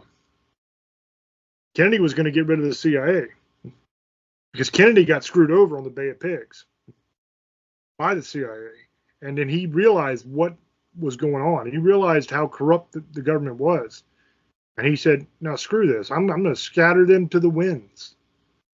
And then he went to Dallas. And we all know what happened to the man. He never had a chance. He was the last president that actually tried to get rid of this crap. Eisenhower, before him, warned about it. That if you guys haven't seen the speech, go on YouTube and watch the speech about the military-industrial complex. He's saying a lot in that speech without saying it. You know, if you know what you're listening at, that he's saying these wars are bullshit. They're going to get you into wars that don't make any damn sense, and it's all for profit. You know, and that's what it is, man. It's all about money. It's all about screwing us over. You know, look at the UN Agenda 2030. You know, before that, it was Agenda 21. They accomplished most of that. Now it's Agenda 2030. They want to cut the world population to around 500,000 people. 500,000 people, guys. A lot of people got to go. You know, it's all there in black and white for you to look at. So what I would say, who else? Who else is going to do it? Old boy talked about when Trump gets in, he's going to want revenge. Good. He should want revenge. I hope he goes after all these pieces of trash. I hope all these evil bastards go to jail. They need to go to jail. They're criminals. If you believe that it's okay to use the justice system to punish and to go after your political opponents on bullshit made-up charges, that's un-American, man. I don't care what party it is. I don't care if it was the Republicans doing it to a Democrat. I'd still say that. But if the people are breaking the law, and a lot of these people broke the damn law, they deserve to go to jail for breaking the law. And I hope that he goes after them. I hope that he doesn't puss out and say, like he did with Hillary the first time, when he just said, oh, just let her go. It's over and done with. When she committed obstruction of justice by deleting all of her emails that was subpoenaed, that she was supposed to turn over. When she literally bleach bitted and took hammers to the hard drives of all the phones and the computers so that we wouldn't be able to get that information. That's against the law. She broke the damn law and she should have been prosecuted, but he let her go because he was trying to do what old boy was talking about. Keep the peace. He didn't want to start a bunch of bullshit. So, hey, I beat her in the election. Let's just let bygones be bygones, and let's move forward and try to fix America. Well, the problem is these people have no intention of fixing America. You know, and old boy was talking about that Trump should have just backed off and they would have let him go. What kind of country would that be, man? What kind of man does that? What kind of man would say, oh, you're going to threaten me? You're going to put me in jail? Okay, I'll just shut up then. I don't care that you're raping children. You know, I'll just shut up. You know, screw the kids. We're not going to protect them anymore. We're just going to be quiet so we don't get punished. I mean, that's literally what's going on in this country now. People are too damn afraid to say anything because they're afraid of the blowback. They're afraid of getting fired. They're afraid of being prosecuted by this corrupt-ass system. But a lot of people are forgetting what's on the other side of that measure. It ain't just they want to tell us what to do. They are abusing children. They are raping children. That's not okay. I don't give a shit what kind of peace you want to keep. That's not cool. And they need to be punished for it. They need to go to jail. Point blank and period. They have taken over every bit of this government, and they are using it against him and anybody who agrees with him. That's not okay. And believe me, if Trump stepped down tomorrow, they're going to do the same damn thing to whoever else tries to stand up and fix things. It ain't about just Trump. It's about standing up against their evil. And anybody who has the balls to stand up against their evil, they're going to destroy you. That's what they do. But we've got to get to a place. We've got to get to a place in this country where people are man enough to stand up again and say, no more. This is not right. I'm going to call evil, evil. And it's evil. Teaching sex anal sex and oral sex and all that stuff to children, while you're dressed as a tranny shaking your hairy ass in front of their face, is evil. And I will say it's evil. And you can hate me all you want. I don't give a damn. Because it's evil. Period. If they did that shit to your kids on the street, you'd knock the shit out of them, wouldn't you? How can we allow it in the school? It ain't right. You want to talk about nobody respects the United States anymore, nobody's afraid of us anymore? You know why nobody's afraid of us anymore? Because of that woke bullshit. That's why. Because they took our military and they allowed transgenders to go into our fucking military. People who don't even know if they're a boy or a girl anymore. Mentally ill people, they allow them in our military in the basic training. What it used to happen in boot camp, you go there, they tear you down, they build you back up, you'd be a fighting machine ready to kill for your country. Now the drill instructors are afraid to even yell at the people. Because everybody's got to be what they got to be. You can't insult people. You can't make them feel bad about themselves in our new woke military. So you know what happens? What happens is the recruitment numbers go way down. You pull all this woke bullshit, you ruin the military, the greatest fighting force the world has ever seen. And you lose all the people that actually fight. The boys from Kentucky, the boys from Virginia, the boys from Tennessee, they ain't going to join the military no more. Because they don't want to be a part of this woke crap. Congratulations, you gained 2 lesbians from San Francisco or something. And you lost all the actual fighters. That's why nobody respects America anymore. You're going to drop a bomb on us, or you're going to hit us with your purse? Which one's it going to be? It's a joke now. You got freaking officials dressed as women. You got an ugly ass man dressed as a woman who's the first female admiral. What the hell? In the military. I don't give a shit if you want to do that down at the gay bar. I don't give a shit if you want to do that in the privacy of your own home. Don't do that in the military. The military is there to protect every single one of us. And I don't know about you, but I don't feel too confident having a bunch of trannies in the military and none of the actual fighters anymore. All the generals are wimps now, man. They're afraid to stand up against this nonsense. They know it's stupid. They know that they're ruining the military. They know that we are not going to be capable very soon of actually fighting a war anymore. Because the people coming out of boot camp aren't soldiers anymore. They identify as this or they identify as that. It's nonsense. They got to be fighters. Back in my day, you went in there, it didn't matter who you were or what you were. If you were white, if you were black, if you were Chinese, if you were Hispanic, it didn't matter. They cussed your ass just the same. They made you do push-ups. They made you run till you puke. They made you feel like you were nothing, like you were a piece of garbage. They broke you down completely, and then they built you up as a team. And when you come out of that damn thing, you were one hell of a fighting force. And you would die for your brother. It ain't like that no more. It ain't like that because they're afraid. They're afraid to say anything anymore. Because, oh my God, I don't want to be called sexist. I don't want to be called racist. I don't want to be called homophobic. You're going to end up being called dead is what you're going to end up being called because we ain't going to have nobody to defend us anymore. You wonder why China is getting ready to take Taiwan? You wonder why Putin goes on into Ukraine without a second thought? You wonder why little Kim Jong-un is shooting off missiles? It's because they're not worried about us anymore. Because one, our military is nothing like it used to be. And two, the guy in charge is half a retard.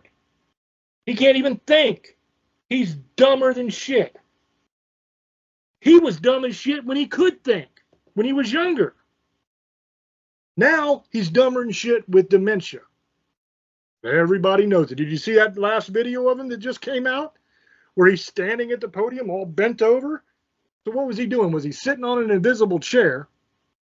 Or was he shitting his pants? One of those two things is what was happening there. Because that's not how somebody stands all bent over like that. Like he's going to drop a deuce. So either he thought there was a chair behind him that was invisible that he was sitting on, or he was shitting himself. Now, if you look at Jill beside him, I think I know which one was taking place. Because old Jill was like, oh, Jesus Christ. I think old Biden was shitting himself again. I think he shit himself on camera multiple times. But everybody just pretends like it ain't happening. But you know who isn't pretending it ain't happening? Xi. You know who isn't pretending it didn't happen? Putin. Kim Jong-un. All of these guys. They see that shit too. And they're like, oh my God, can you believe that? Biden is shitting himself on TV again. He doesn't even know what country he's in. He's falling up the stairs. He's falling off his bike. Why should we be afraid of this? Oh, but Mr. Putin, the American military. Oh, you mean the guy dressed as a girl that's the first female admiral? That military? The ones that can't even fight because they're getting sex changes and they have to be off of duty for 6 months to heal? And they're on hormone therapy and they're just all screwed up? Those people? Why the hell are we afraid of them again? That's what's happening, people, and it's going to get worse. And here's the time. I know a lot of you liberals are listening to me and you're pissed off and you hate me. I get it. I get it. But listen, all right? Put all that bullshit aside. Listen to me. Because this is important. You need to listen. It's going to get worse. It's going to get way worse. Because AI is really close to being self-aware. AI has already taken over a lot of jobs that people used to do. And it's going to get worse. Before too long, there will be no more cashiers. There will be no more manufacturing people. All of those jobs will be done by mechanical robots or AI. There will be no more writers. There will be no more people in movies. There'll be no more of any of that. I don't know if you've seen deepfake technology, but they can make people that are dead act in movies now, and it looks just like them and sounds just like them. They can take literally a couple seconds of your voice, and they can clone your voice now and make you say anything they want you to say. They can take just a photograph of you, and they can make you do anything they want you to do. That's what AI can do now. Imagine what it's going to do soon. There's going to come a time very, very soon where like 75% of the country aren't going to have jobs anymore. And that 75% number that I just gave you is very, very generous. It's going to be way more. I guarantee it's going to be way more. Then what's going to happen? What's going to happen when you don't have a job anymore? You can't feed your family.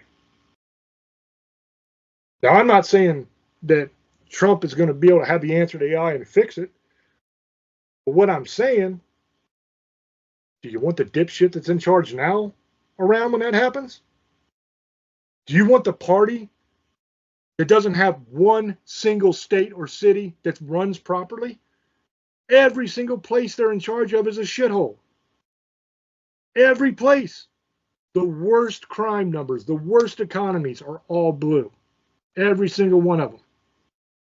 Every 4 years when BLM is rioting and burning everything down because somebody got shot, right? Every 4 years it happens. Where did those things take place? Are they taking place in Republican states? No. It's always some Democrat city somewhere. And they yell about Republicans being racist because a black man got shot every single time. But it's kind of funny that the police officers were Democrats. The chief of police was a Democrat. The mayor, Democrat. City council, all Democrats. Governor, Democrat. State legislature, run by the Democrats. So tell me again where Republicans fit into this bullshit.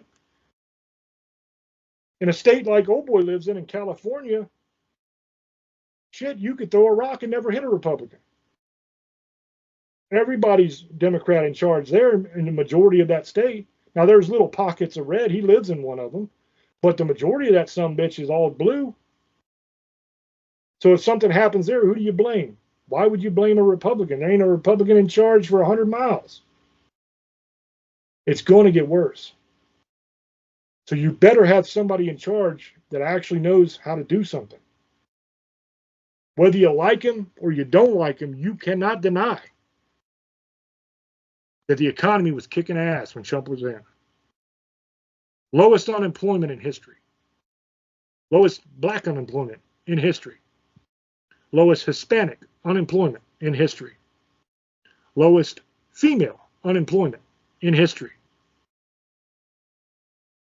All true. They call Trump a racist all the time, don't they? But he gave the lowest black unemployment in history. There was higher black home ownership than ever before in history under Trump. He was the only president in history to permanently fund historically black colleges. Not a Democrat, Trump. They talk a lot of shit. Prison reform, Trump. That did more to help the black community than anything else. Because it gave a lot of those black fathers that are locked up over bullshit a chance to get out and be with their families again. He started programs under Ben Carson of the inner cities to help train people for work in the black communities. Ben Carson, who is a brilliant man. Ben Carson, who I would have voted for in a heartbeat. You call me racist, but I'd have voted for Ben Carson like that. He's brilliant. Brilliant. I don't know if you guys know the story of Ben Carson. His story is phenomenal. He grew up very, very poor in the ghetto. And his family didn't have shit. But he had a brain. And he had a love of learning. So he would go to the library and study when everybody else was out slinging rock and all that kind of shit, doing the gangbanging thing. He was studying and working hard. And he made himself into something. He went to school. He became a neurosurgeon. And one of the greatest neurosurgeons ever. That's Ben Carson. He ran for president. And I don't know if you guys remember when he ran for president, but during the debate, he didn't hear his name be called. So he walked up to the side of the stage and he just stood there. And he didn't walk up on stage when they called his name. And then by the time he realized that they had already called his name, they were already calling the next guy's name. And he felt stupid and he didn't know what to do. He just stood there like, oh shit, what do I do? What do I do? I feel like an idiot. I look stupid. So they kept calling names, and the candidates kept walking on, and they would look at Ben Carson and kind of smile and laugh at him because he didn't walk on stage when he was supposed to, and he looked stupid. And they walked on by him. He just said, ha, you're an idiot. That's going to make you look dumb. It's going to make me look good because I knew what I was doing. But you know who didn't do that? Trump. Trump, when they called his name, walked up and saw Ben Carson standing there. Ben Carson didn't walk on stage. Did Trump smile and laugh at him and walk by? No. Trump stood there with the man and let everybody else walk on by when they called his name. And when everybody was done being called, him and Ben Carson walked to the podium together. That's Donald Trump. Don't listen to what the media says about that man. He's a good man. He's the man who let his plane be used to take a child across the country for free to get surgery that they needed to survive. That's Donald Trump. He's the man who stopped his limo in New York when he saw a crime being committed, somebody being assaulted and mugged. Stopped his limo, got out, and stopped it himself. That's Donald Trump. Don't listen to what these cocksuckers say. And don't fall into the trap that old boy has fallen into, where you say, he's a felon now, and they're just going to keep going after him no matter what he does. And if he gets elected, they're just going to impeach him. Of course they are. Because they're fucking criminals. But that doesn't mean you don't elect a good man. That doesn't mean that you don't vote for a man who had this country running the way it's supposed to run. Who made all of your lives better. So I would ask you again, who else? Who else can do it? Can Biden? You see what Biden did. We're living it. Compare now to when Trump was in office. How are you doing? Did you have money in your pocket when Trump was in office? Were you worried about whether your kids were going to be able to eat? Were you worried about whether you were going to be able to afford to pay the rent? Could you go to the grocery store and actually get a full cart of groceries? Because I know when I go to the grocery store now, I'll spend $100 or more and leave with one bag. I used to be able to fill a cart for $100. Now I can get a bag full of groceries. It's going to get worse. What are you going to do when your job is gone? Because AI is now doing it. We're going to have to figure that shit out. Because here's a clue, guys. It ain't going to stop. It ain't like they're going to say, oh, wait a minute. Everybody's going to lose their jobs. All right, everybody pull the plug. Shut it down. Shut it down. We're not doing AI anymore. That's not going to happen. That genie's out of the bottle, guys. It ain't going back in. So what are we going to do? A lot of people say universal basic income. Okay. How much is that going to cost? They did this on Rogan the other day. I was listening to it. They were trying to figure out if they were going to do universal basic income for every person in the country, how much it would cost. And then they said, well, there's only really like 190 million adults here, if you don't count the kids. So if we just do those, if we do $200,000 a year, which is a decent salary so that, people can have a life, how much would that cost? And they figured it out that it's going to be like $26 trillion or something a year. And yeah, we can't do that. We can't afford it. So cut that in half, $100,000 a year. $13 trillion. That's almost our entire GDP. How are we going to pay for everything else? Can't do it. So if we can do a universal basic income, in order to actually afford it, it's not going to be enough to live on. And you're not going to be able to get a job to supplement it because there ain't going to be no jobs because AI is doing it all. What are you going to do? Now, some people say just print the money. Well, that's what got us into this fucking mess already.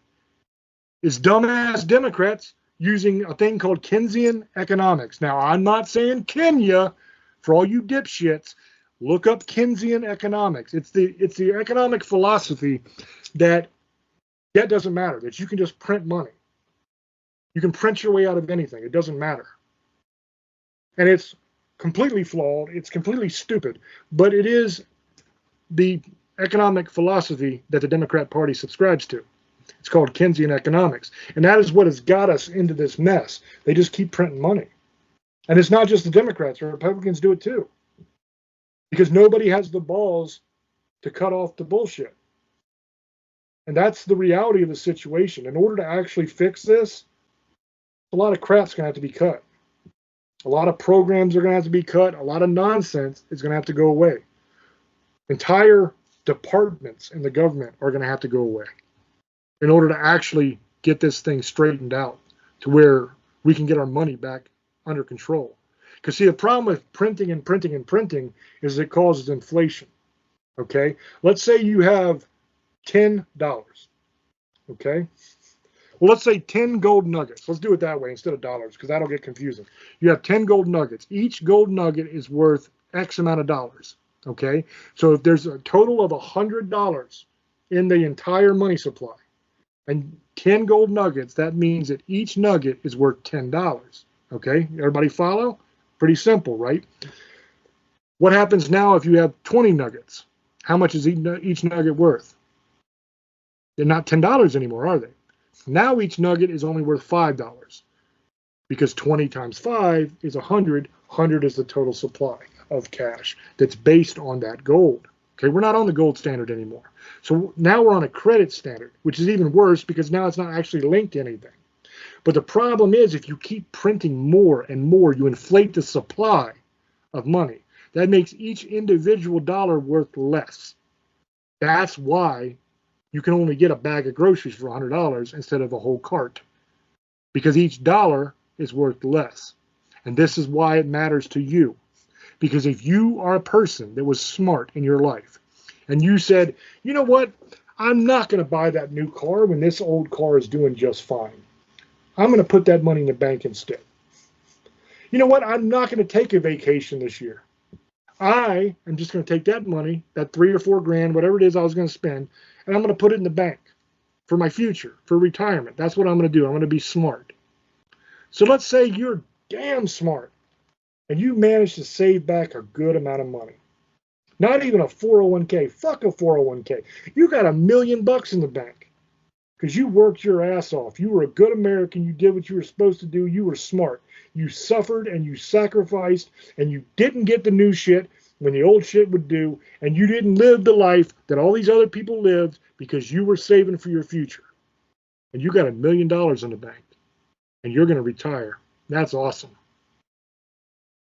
Except that what used to be worth $1 million in buying power is now only worth $100,000 because our money has devalued about 10 times from then. So now you may have $1 million in the bank, but you only have the buying power of $100,000 in the bank. Remember, $100 grocery cart, bag of groceries now? That's what devaluing is. So that means that your retirement that you were counting on to get you through your old age doesn't have the buying power it did before. Every dollar you put away is only worth a dime. Now you're too old to work. What the hell are you going to do now? That's why it matters. That's the problem. And then you put on top of that the fact that you're not even going to have a job. What if you haven't saved? What if you're like the majority of the country is now, living paycheck to paycheck? What if you don't have a nest egg? And now you don't have a job? How are you going to feed your family? Are you going to rely on oatmeal for brains Biden? What's he going to do for you? Do you have any confidence that they'll even wake him up from his nap to tell him that the whole country's going to hell? Obviously not, because wouldn't he already have done something because the country's going to hell? Or would you rather have somebody in there who's proven that he knows how the economy works and can fix it? He fixed it before. So I don't give a shit whether Donald Trump runs his mouth. I don't give a shit whether they're going to try to impeach him again. I don't give a shit if he decides he's going to put every last one of them pieces of trash in jail because that's where they belong. As long as there's actual crimes and as long as there's actual trials, I'm cool. What I won't stand for is a night of the long knives. Now, if any of y'all know your history, you know what that is. That's when Hitler came into power, and he decided, well, let's just go visit all the people that don't agree with me in the middle of the night and kill them. So that's what they did. All of a sudden, a bunch of the people in government just died overnight, mysteriously. Somehow they just ended up punctured a bunch of times. Who knows? Maybe they fell down the stairs and landed on a pincushion. Something happened to them. They lost a lot of blood and they died. That I won't stand for. But see, the good news is, no matter what the news tells you, I don't have to worry about that. Because see, they tell you Trump's going to be a dictator, Trump's going to do this, Trump's going to do that, but we already know what Trump's going to do because he already did it. We saw it. He was president already. Did he go after anybody? Did he stay in office for life? Did he do any of the things that they said he's going to do? No. Who did? Who did? Who did, you lying pieces of shit? Who? The Democrats did, didn't they? Biden.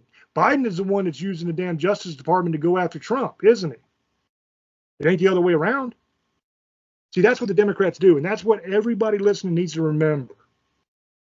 anytime they're accusing somebody of doing something, it's because they're doing it themselves. Every time. They accuse Trump of going to be a dictator and going to go after his political enemies and use the Justice Department to throw him in jail for no crimes. What are they doing? That exact thing. They accused Trump of colluding with Russia. Remember that? That's what all that bullshit impeachment was about. Who was actually doing that? Hillary Clinton was actually doing that. She was actually doing that. The Steele dossier that they used to get the FISA warrants to go after Trump in the first place was from Russian intelligence sources. Hillary was actually colluding with Russia. What they accused Trump of doing. They accuse Republicans of being racist all the time. Who are the ones that think that black people aren't smart enough to get IDs? The Republicans or the Democrats? Who's the ones that think that they have to have a quota system because black people aren't smart enough to actually compete in the economy? Republicans or Democrats? Who was the KKK? Republicans or Democrats? Who's actually running all of these blue cities where all these shootings happen that they're always all pissed off about? Who's doing that? Republicans or Democrats? See what I mean? Every time they accuse the Republicans of doing something, it's because they are the ones that are actually doing it. Not just my opinion. I brought the receipts. I gave you examples. You can look them up for yourself. Over and over and over again. They have convicted Trump of a crime without telling us what the crime was. Do you realize that? His lawyers asked. The media asked. Everybody asked, what is the crime? They wouldn't tell us. But they found him guilty of a bunch of felony counts. But of what? What's the crime? It's a crime that Cohen paid Stormy Daniels without Trump's knowledge. Okay, Cohen testified that Trump did not know that he was making those payments. Never signed off on it. Did not use Trump's money. Cohen took out a mortgage loan on his home to pay Stormy Daniels off. So without Trump's knowledge, didn't use Trump's money. What crime? You're going to say it's some kind of election crime, right? That's what they say? Well, if Trump had made the payment, he would have had to file paperwork on that. The filing date on that paperwork would have been due in December after the fucking election. What crime? I'm still waiting. Nobody's told me. What is the crime? The crime, I guess, is standing up to the Democrat Party, standing up to the deep state. That's the crime. He had the audacity to try to run for president again and fix this damn country that they're trying to destroy. And anybody that tries to fix what they're trying to tear apart is going to be destroyed. That's the rule. And that's what's happening. And every single one of you knows it. So I understand old boy lives in California. I understand that he is trying to keep the peace. I got no issue with old boy. I love that man. I'm not saying that he's a bad person at all. Don't misunderstand me. But I'm not going to do that. I am not going to pretend like this is anything other than a corrupt, evil-ass party trying to destroy their political opponent for no reason. That's exactly what it is. There is no crime. Trump did nothing wrong. It's bullshit. Everybody knows it's bullshit. And any Republican that goes on TV and claims otherwise, fuck you, I'm not voting for you. You're lucky you ain't in my state because you wouldn't get my vote. You ought to be standing up for that man. And I'll close with this and hand it back to somebody else, whoever wants it. Once again, who else? Who else can fix it? Who else has the balls to stand up when they threaten to take your life away? When they threaten to throw you in prison? Who else has the guts to still say, you know what? Fuck you. Throw me in prison. I'm going to fight for the American people. I don't give a shit. Throw me in prison. It's worth going to prison. The Constitution means something. Who else? With that, I yield.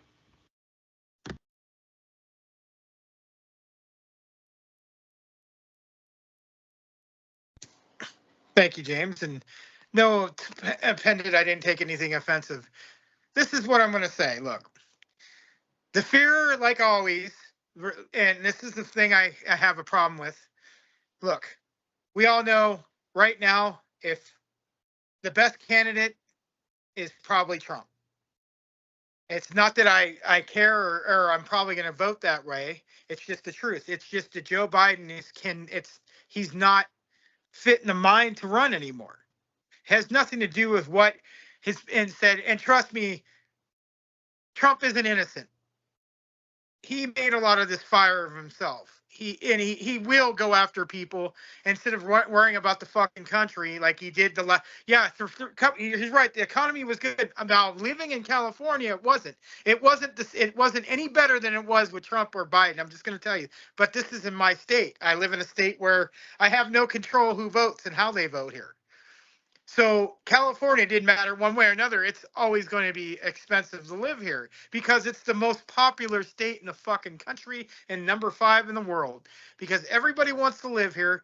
And it's either you have an hour away from the beach, 2 hours away from Vegas, 2.5 hours from the Boulder, 2 hours from San Diego to the mountains, an hour away. Everybody wants to live here. I don't give a fuck what anybody says. Oh, California is full. Everybody talks shit. If you haven't been to California, I don't give a fuck what you think.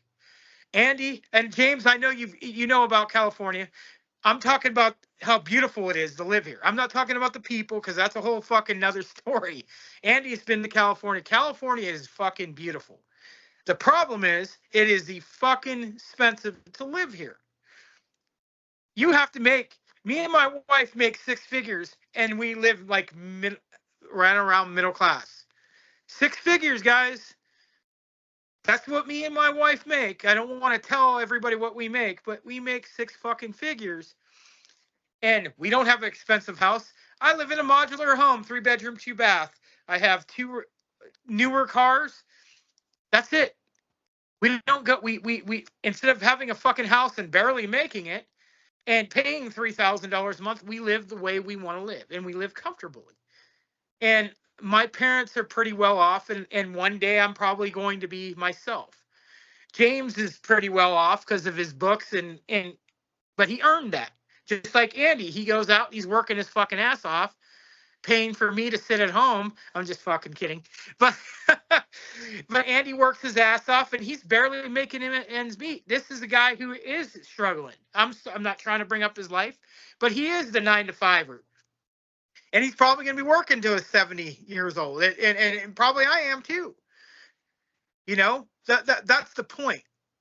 The point is right now, Trump, and I know people hate him. And this is what I'm going to say to you guys.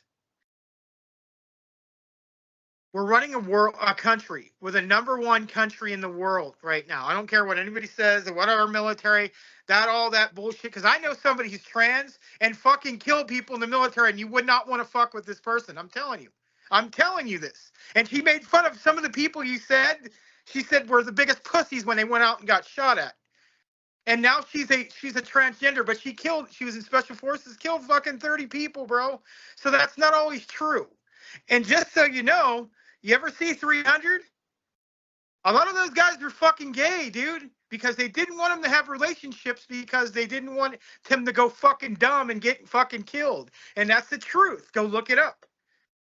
This is what I'm going to tell you right now. That bullshit means nothing because we're not the only country does it. England does it. France has done it. Germany does it. Yeah, Chinese, Russia, they don't do it. They hate you. I'll tell you right now, if you're in the Middle East, other than Israel, most countries, you can't be gay. They'll kill you. They'll throw you off. That's why I don't understand why some of these people, I get it. They see stuff on TV, like James said, about Palestine and Israel. Both of them, yes, they done their dumb shit, whatever. But these people don't realize, and even Palestinians are telling you, real ones, not the ones out here in our country, they would be killed. Look what happened, and they just got in a fight about a week ago, classed each other, walking down the street protesting, and the other one was doing a parade for gay rights and trans rights, and they don't like each other. They don't like you. And what's crazy, and I'm going to be honest with you, this is the same thing. The church don't like you either. They could say they love you, and they do, but they have the same kind of feeling. They're going to kill you. But the difference is, I'm sorry, if you're gay or trans, I'd rather live in this country. And yes, there is people who could hurt you, and there is a chance, than living in the Middle East or living in Russia and China, where you're probably going to get killed, North Korea, or go to jail. That's just the truth. Now, in England and stuff like that, they're pretty similar to our country. But there's still people you got to worry about, man. There's people in every country, even our country, who don't agree with that. They don't even agree with us. They want to kill us. And what you got to understand is, yes, James may not agree with your life, but he's still going to defend your right to believe in whatever you want and be whatever you want. He may not agree with it, but he still wants you to live in America where you have a choice to be what you want. Just like Andy wants you to have a choice to be you want. I don't give a fuck if you dress up like a woman. I don't care if you think whatever you are. I don't care. It doesn't bother me. I know it bothers certain people because of their beliefs, and that's the truth. But this is my point on that. If you believe a certain way, James has a right to believe any way he wants. Anybody has a right to believe in whatever they want. That's their religion. It says in their Bible, it does say it's wrong. And I've seen it. I know he's not lying. I've seen it with myself. I have to read what I don't agree with, but it is in the Bible. You're raised a certain way. You're going to think, but he doesn't want you to die. Neither does Andy. Andy doesn't want you to be killed. No one wants you to be beaten. But what I'm saying is, the point is, you're in this country doing it. If you lived in another country where they were not so friendly, you would understand what we're saying. And a lot of people are saying in that country. I'm telling you right now, you wouldn't last too long. I wouldn't last too long. And even in what I believe in, there's people who want to kill me, and they've told me this. But you know what? I love to see them try it. But you know what? If I die, I die. I could die walking out the store. I could get hit by a car. I could fucking die of a sickness. I'm not afraid of dying. I've had such a fucking crazy life. I'm just used to it. Bring it. But I'm a kind of person like say that James is saying 75%, just so you know, if that happens, the companies will go out of business because there's no money they're making anymore. No one's got money to pay. So remember, that's going to be a thing. But what people need to realize is we could stop this right now. Quit buying shit. You know what that means is you guys have enough stuff in your fucking to live for a couple weeks. Here's what's crazy. Edison, the electricity company, they are not a government company. They're a private owned company, but they have no competition here. Why? Oh, well, there's another company in LA, DWP. No, they're not. They're just saying that so they can get away with what they're doing, monopolizing. They control everything. If you know what happened with Edison with solar. Solar is becoming so popular, they're losing money now. You can get rid of all these companies. This is what you do. Quit buying shit. Quit buying Xboxes. Quit buying cars. Quit buying this. You know what? You quit buying for a couple weeks, they're going to go out of business. Trust me on this. But you know what is? Just like James, people are afraid to do it. Oh, what are we going to do? I can't live without it. I have enough food in my fucking stuff for over a year. I know James has for years, 10 years. I don't know about Andy. But I know James he's a survivalist, in fairness, but he knows how to go out and get his food. So do I. I grew up in Pennsylvania. I knew how to do certain things. And I moved out here. I learned how to do so. I know how to live. But most people have enough food for at least a month, maybe a couple weeks. Quit spending money. They don't make any money. They can't control you. Now they're gonna make up all kinds of shit. Oh, the world's gonna come to an end, and you're gonna have gangs rushing your house and stealing shit. That might happen. That's why you have weapons. I'm sorry. I'm a First, Second Amendment person. I don't give a fuck what you think. Taking guns away is not going to change anything. You're gonna take the guns away from the criminals? No, you're not. I don't care what you're gonna say. They're not going to give their guns up, and neither am I. So what I'm saying is I'm making the point of this. If shit hits the fan, say like the Mad Max syndrome. You know how the Mad Max is, we're all getting. I believe that what's going to happen is why some of these countries are doing it. They're going broke, and they know they're broke because of COVID. COVID fucked everything up. It doesn't matter what you believe. It did. It fucking put everybody in what we're going through right now in a crisis. It really is. Russia and all these countries are really scared, and because they're not got no more money. There ain't no money to be made anymore. So, well, how do you make money? Start a war. Fucking money. You get people who are not working, you get them thrown in the military. You make a law, you have to go to the military. You know what the United States is going to do? Trust me on this. What they do in the Vietnam War. Make a draft. Watch, it's coming. Trust me. Don't give a fuck what anybody says. It's coming.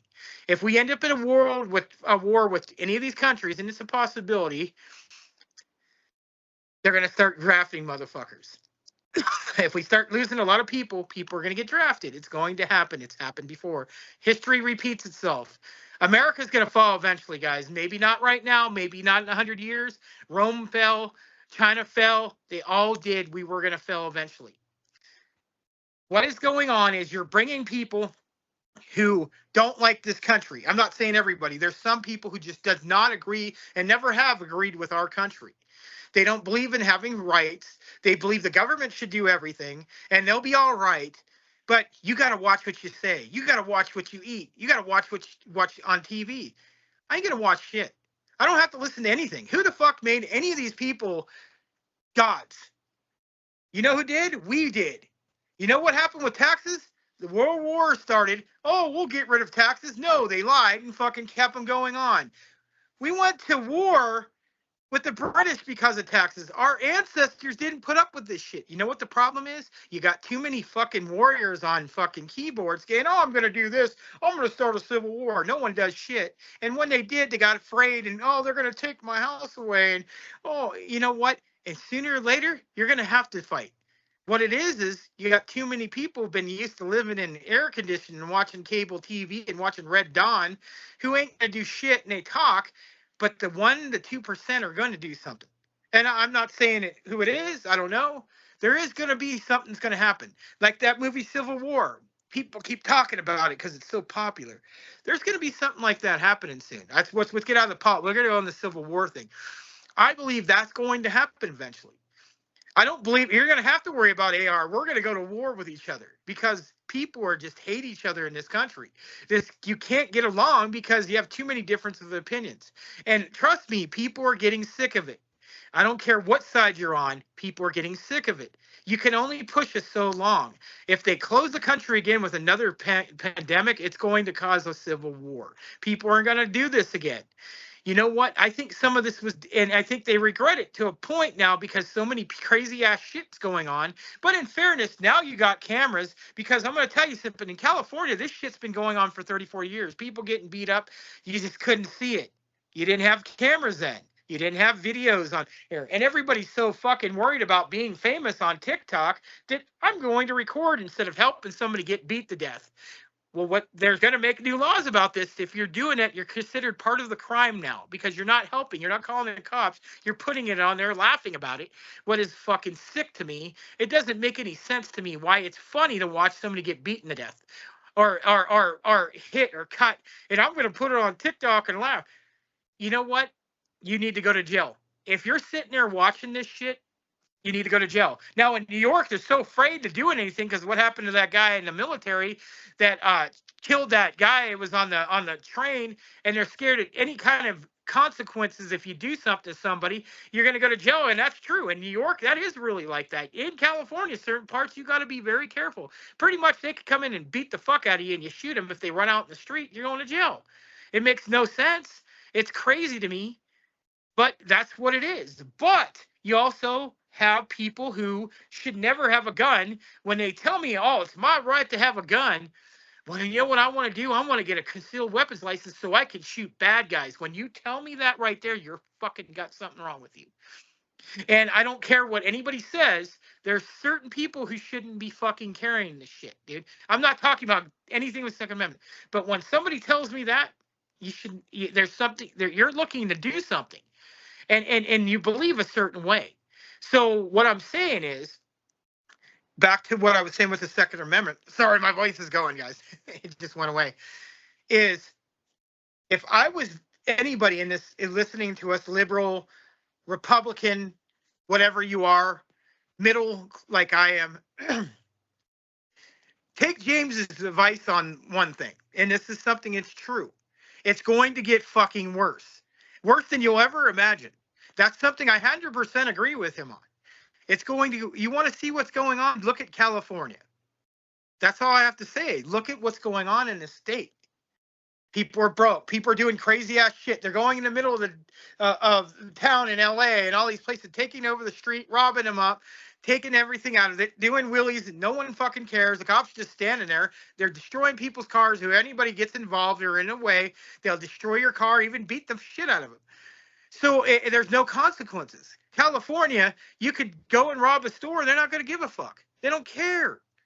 You know. I don't know if you just saw about the kid that got the mother and the baby had died. She got stabbed in the neck, and the lady, they changed her bail from $1 million to $5 million. She should never get any kind of bail. She was smiling in court, acting like she was crazy. What pisses me off is she went into a fucking store, grabbed the knife, walked out, walked inside the store with a fucking butcher knife. People were just walking around like nothing's going on. Goes and follows the lady, stabs the lady a couple times, stabs the kid. It's a 3-year-old, and he ends up dying of his injuries, so they changed a $5 million bond. She's sitting there smiling and smirking. You know what? If she gets off, that explains everything about how our country works. And if you see somebody carrying a knife, I don't give a fuck how crazy they're acting. And of course, when you're smiling, you know what you did. And you know what's going to probably happen? I'm going to tell you, most people have kids in jail. They're probably going to beat the fuck out of. They brought her in protective custody because there's already people in to kill this chick. And I think that's what should happen. They should just quit worrying about we feel bad for these prisoners. No, let them take care of these people. Quit having protective custody so you can get people.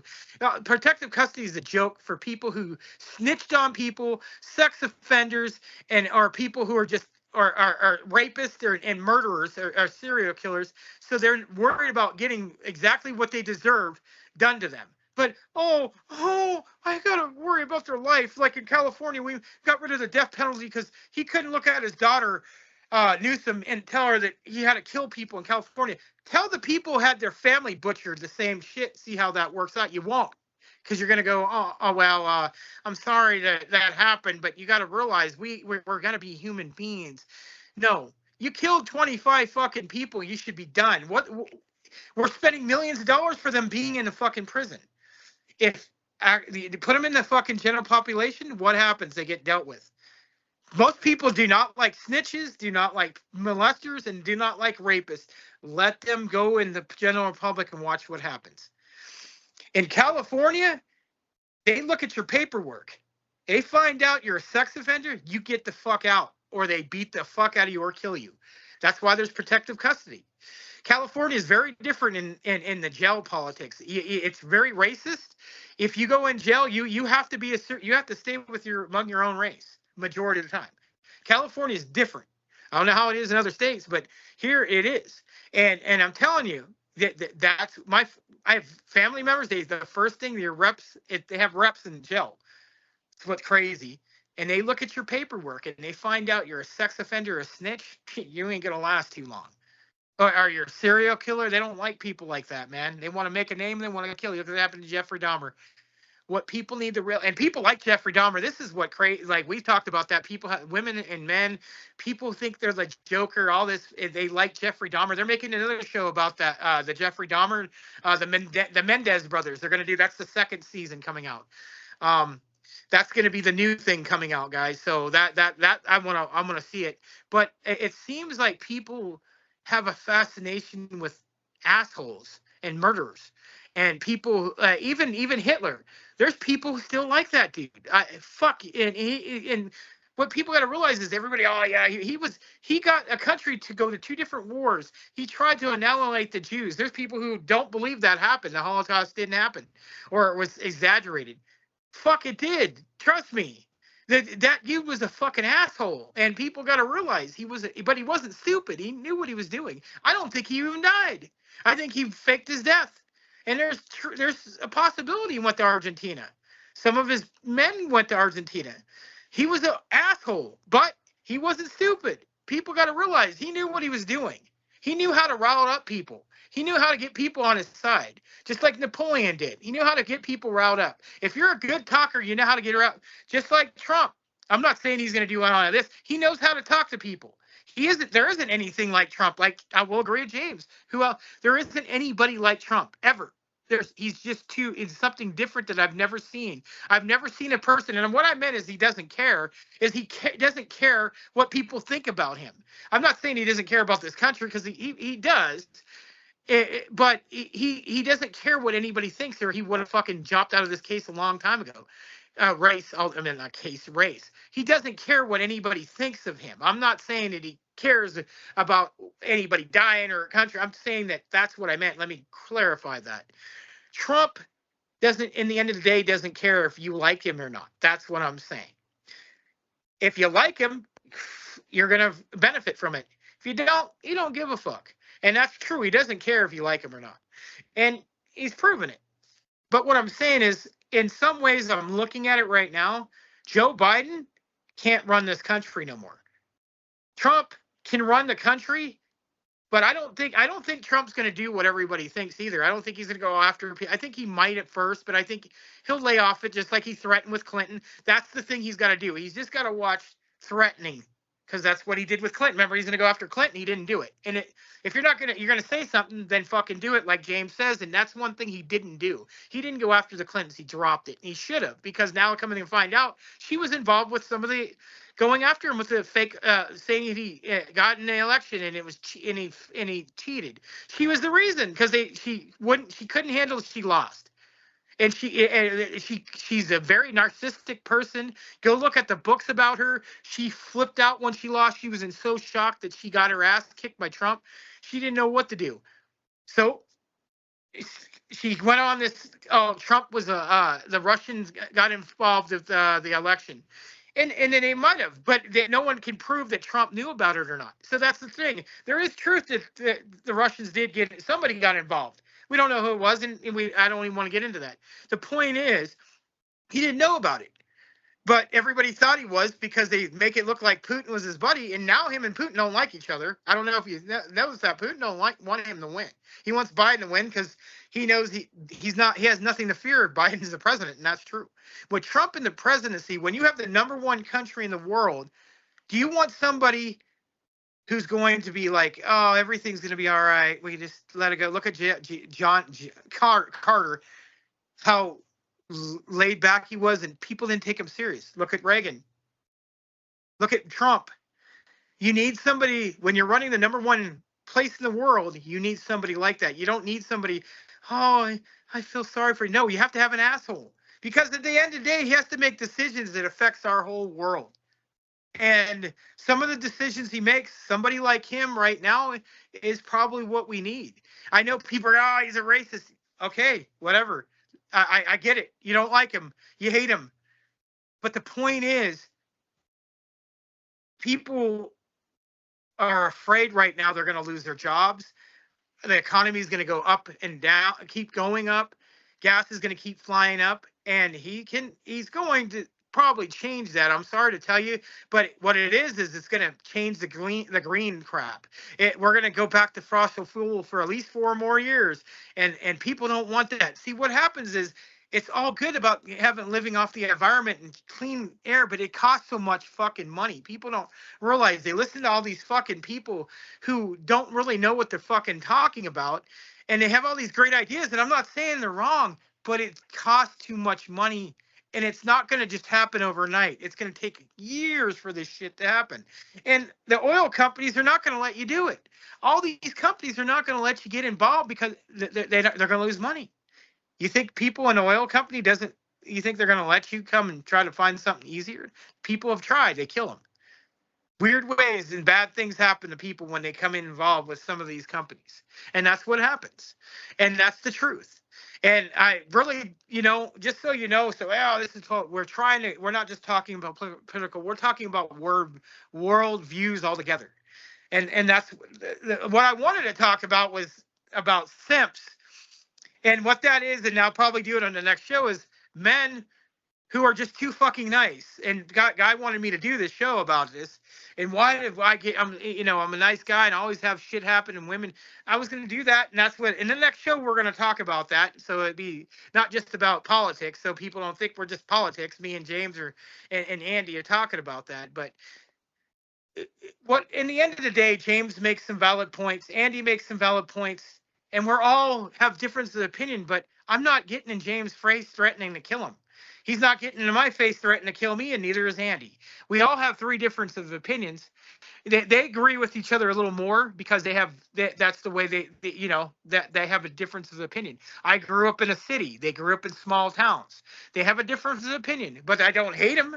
I get it. I agree with a lot of some of the stuff he says. There's some stuff I don't. I don't give a fuck what you do in the military. I think that the military, yes, you have to, if you're going to teach people to kill people, then yes, you have to be a certain way. But yet, when your government doesn't take care of our fucking people, and what they did to people in Vietnam and spit on them when they came here and they're living on the street, and we don't give a fuck about them. When you're living at your house, the reason you're living there is because they went out and fought for you. But I feel so bad for them. Well, if you feel so bad for them, you'd be voting for certain shit to get changed. What's going on with our military people and people living on the street? The VA's not doing certain shit they don't want to pay because it costs them money. I have a lot of people who are in the military tell me the VA, yes, they have medical, but they don't help. He has to go to other hospitals to get help. And because he had another job, that's why he got better. But the VA don't help you. And a lot of people, I love the people who fought in this country. I think if you're fought in this country, you should have certain rights that you don't get as a citizen, but that goes against their constitution. If you're willing to fight for this country, I'm sorry, you should be able to get whatever you want. Not living in the fucking street begging for change like that Vietnam vet was living in a tunnel in New York, and the cop broke his heart. How are you going to have somebody live in the street that fought for our country and not do nothing for them? I'm talking all together, and not do shit for these people. They went out and killed people for our country. They protected our country, fought. They didn't have to. They chose to. Now, Vietnam's a whole different story because people got forced to be in that war, and that I have an opinion on Vietnam. We all do, and some of the people shouldn't have been there. They were forced to go. You saw Full Metal Jacket and what happened. And I think that's some of the issues that started in this country is when Vietnam was going on. There's a lot of people came back that didn't get any help, but they're helping now. But they didn't get any help for the first 30 years. People didn't think, well, you know what, there's nothing wrong with you. Get over it. I went to the war and I killed people and I got over it. Some people didn't see it that way. Some people shouldn't even fucking been there. See, in World War I and II is a different time, a different place. There's people who wanted to go fight for this country. Vietnam, there was some shit that was going on. You send some dude that didn't have no business being in the military at all, but they drafted him and sent him there, and he fucking came back all fucked up and fucking flipped out and killed somebody. It's what's going on with our boys now in the military. They see all this shit in Afghanistan. You can never be the same. I don't care what anybody says, how much help. You're never going to be the same if you see people getting blown up from you. You need help. constantly. It's not going to change. Yes, you could be the toughest man in the world, and some people, yeah, they can deal with it, but there's most people ain't going to be able to deal with this shit. You had different kind of war. You have people running up, blowing you up in front of and your friend getting blown up in front of you. You're never gonna change. You're never gonna get that out of your mind. I don't care what you are and what you say. But these people need help, and we're not doing it, and that's what's sad. It's fucked up. But when you see a bunch of people getting blown up, you're not going to come back normal. I don't care who you go talk to, what you believe in. You're still going to have these nightmares for the rest of your life. Now, keeping it to a minimum where you don't go out and kill yourself or kill a bunch of people, I understand. But when we don't take care of some of these people and they're doing crazy ass shit, that's the problem. We're not dealing with what we should be. We don't have mental institutions because there was idiots fucking it up and amusing these people, or the state doesn't want to use the money. So now they're out in the street. Now they're attacking people, stabbing people out of nowhere. Yeah, all they have to do is get somebody telling them some bullshit. The world's coming to an end, or this is going to happen, or Trump's this and that, and they believe this shit, and they go and do some crazy shit. Go out, shoot somebody, go out, stab somebody, or kill themselves. Because people believe everything they hear now on fucking TV. It's crazy. TikTok especially. I see so much shit. Just like somebody sent me some shit about TikTok. It wasn't true. So I sent them the truth. I said, next time, read before you fucking send me something. I'm not mad. But the problem is people watch TikTok so they think, that must be true. Fuck no. But me going on, we're running out of time. That being said, Andy, I don't know if you're next. You go ahead and throw in whatever you got to say. Sorry, guys. Me and James are riled up. We've been wanting to say this shit for a couple of years. So I want to say something first before Andy goes. I think you misunderstood what I was saying about the military. It's not at all about gay. I don't give a shit if you're gay. I don't give a shit if gay people are in the military. It literally doesn't bother me at all. The issue is the woke philosophy that's taken over the military. The issue is the transgenders in the military. That's the issue, because those people have a mental illness. Those people are not right in the head. And when you cannot have people that are not right in the head in combat situations where you're relying on that person for your life, there's a reason why they used to call transgender gender dysphoria, and it was a mental illness until recently. You can't have people that don't know whether they're a boy or a girl in the military. You just can't do that. Because like you said, you're going into situations that are insanely high stress, that are insanely violent and scary and crazy. And even the best of mental health people, even the people that are the most normal and most together, are going to come out the other side of that shaken up. You can't go into that situation Looney Tunes. You just can't. And I know that you probably disagree with me on that, but it is gender dysphoria. That's exactly what it is. And nobody will deny that. They will claim that those people aren't crazy for it, but the truth is, if you don't know what gender you are, you have no business on a battlefield where other people's lives depend on you, period, because you're not mentally fit for it. As far as gays, I don't give a shit if gay people are in the military. That doesn't bother me at all. If you look at the statistics on the transgender problem, right, those people have the highest suicide rate of anybody in our entire country. Post-transition, the suicide rate is like 70-some%. Post-transition. Now remember, the whole idea here is they believe when they're a woman, they're a man, or they believe when they're a man, they're a woman. They were born in the wrong body. So they need to be the other sex to feel normal. So then they get the surgery to be the other sex. They've gotten everything they need, everything they want. Everybody's standing on the sideline, giving them the golf clap. Oh, you're so brave. All of that horse shit, right? They've gone through all of it. Now they are a woman, which is what they believe they are. What happens? They realize that still doesn't make them feel good. That still doesn't make them feel right in their own skin. They get even more depressed. They end up committing suicide. The statistics are like 75%, dude. That is insane. Those people are not mentally fit to be in the military. And I know that's not a politically correct thing to say, but it has absolutely nothing to do with being gay. There are people that are gay that are in the military that serve with honor and distinction and are very good at it. It has nothing to do with whether you like men or whether you like women. It has to do with your mental state.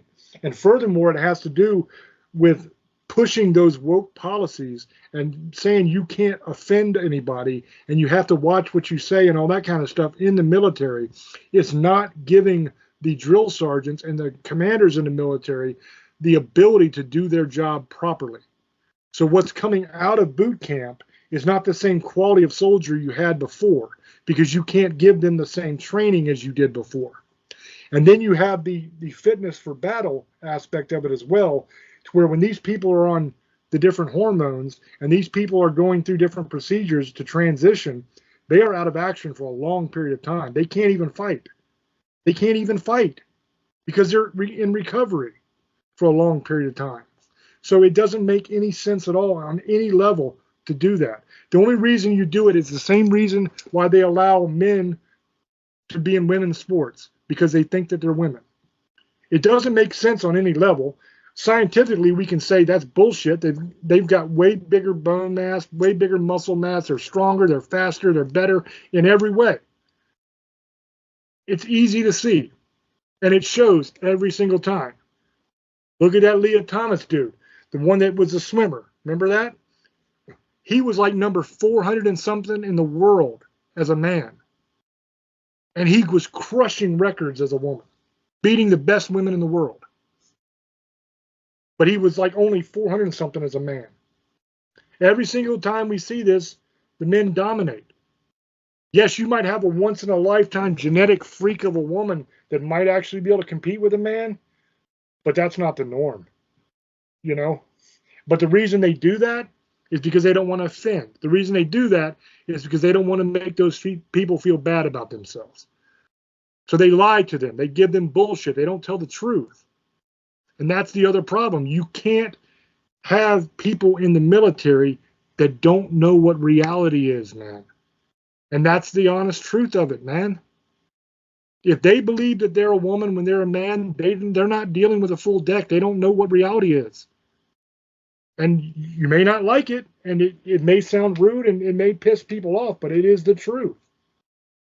And you would not want those people defending you. I wouldn't want one of those people on the battlefield with me in my foxhole. Not because I'm afraid they're going to touch me, but I don't want a mentally unstable person. I wouldn't want somebody that is schizophrenic that hears voices either.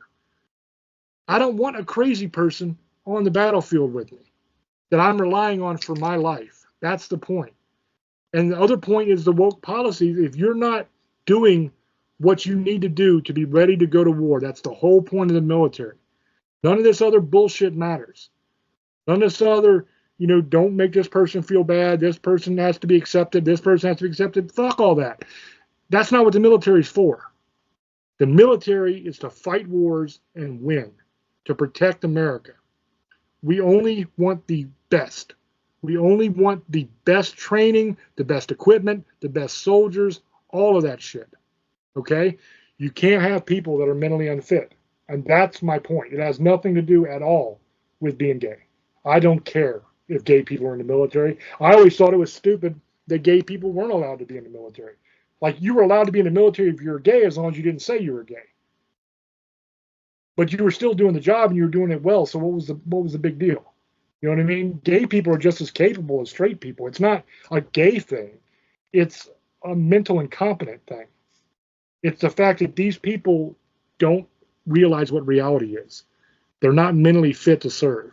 That's my point. And that's probably an even more offensive point than you thought I was making, but that is the point I'm making. It's not that they're gay.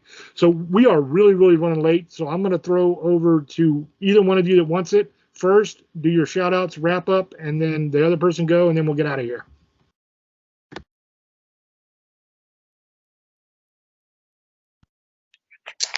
Well, just to tell you exactly real quick how people are, how smart that our younger generation is.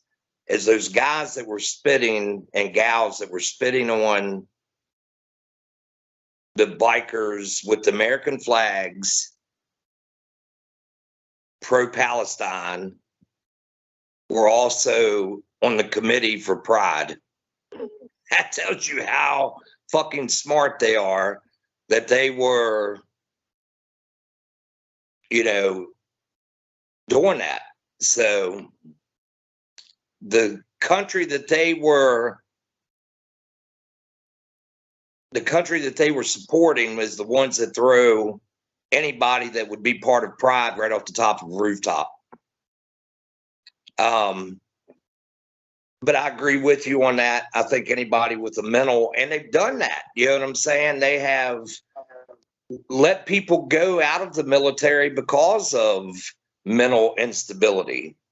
And I agree with you on all that. But with that being said, I do want to give a shout out to all my para-peeps out there and the ones that are doing it for the right reasons and for the real reasons and not these fake ass paraskanks. And wanted to give a shout out, man, to Mike Ross. Haven't seen Mike in a while, but Mike's always there. Good man. And just a shout out to you two, man, for letting me be part of this, and you know, the brotherhood that we all have, even with our differences, man. You know, that's what it's all about, is for us to be able to get on here and actually debate topics and have different views. And then tomorrow we'll be screwing with each other and saying, hey, and, you know, that's what it's all about, you know. And if enough people out here would spread a little more love and light and take up for the other human being, then maybe we would have a little bit more brotherhood and we could take out some of these bastards that are trying to take us out, you know, unfortunately called the government. Other than that, that's about all I got to say.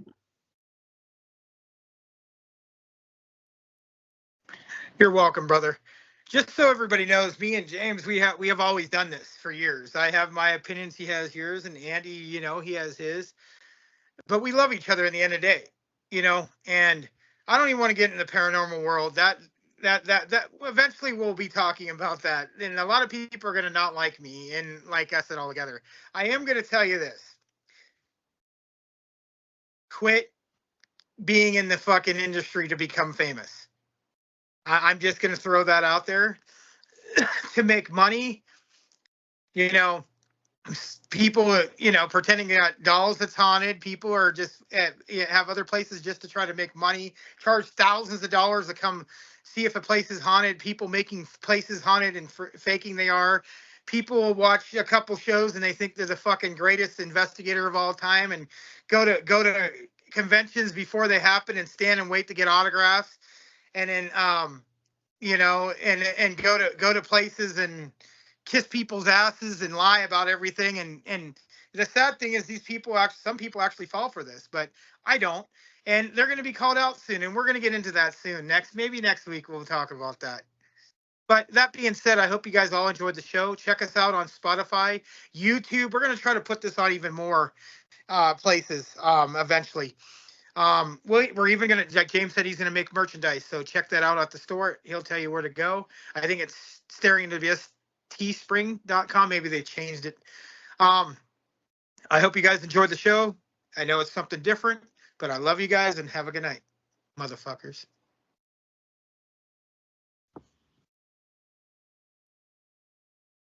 The paranormal. I'm kind of disillusioned with the paranormal, you know. I enjoy working cases. I enjoy helping people. But this field has just,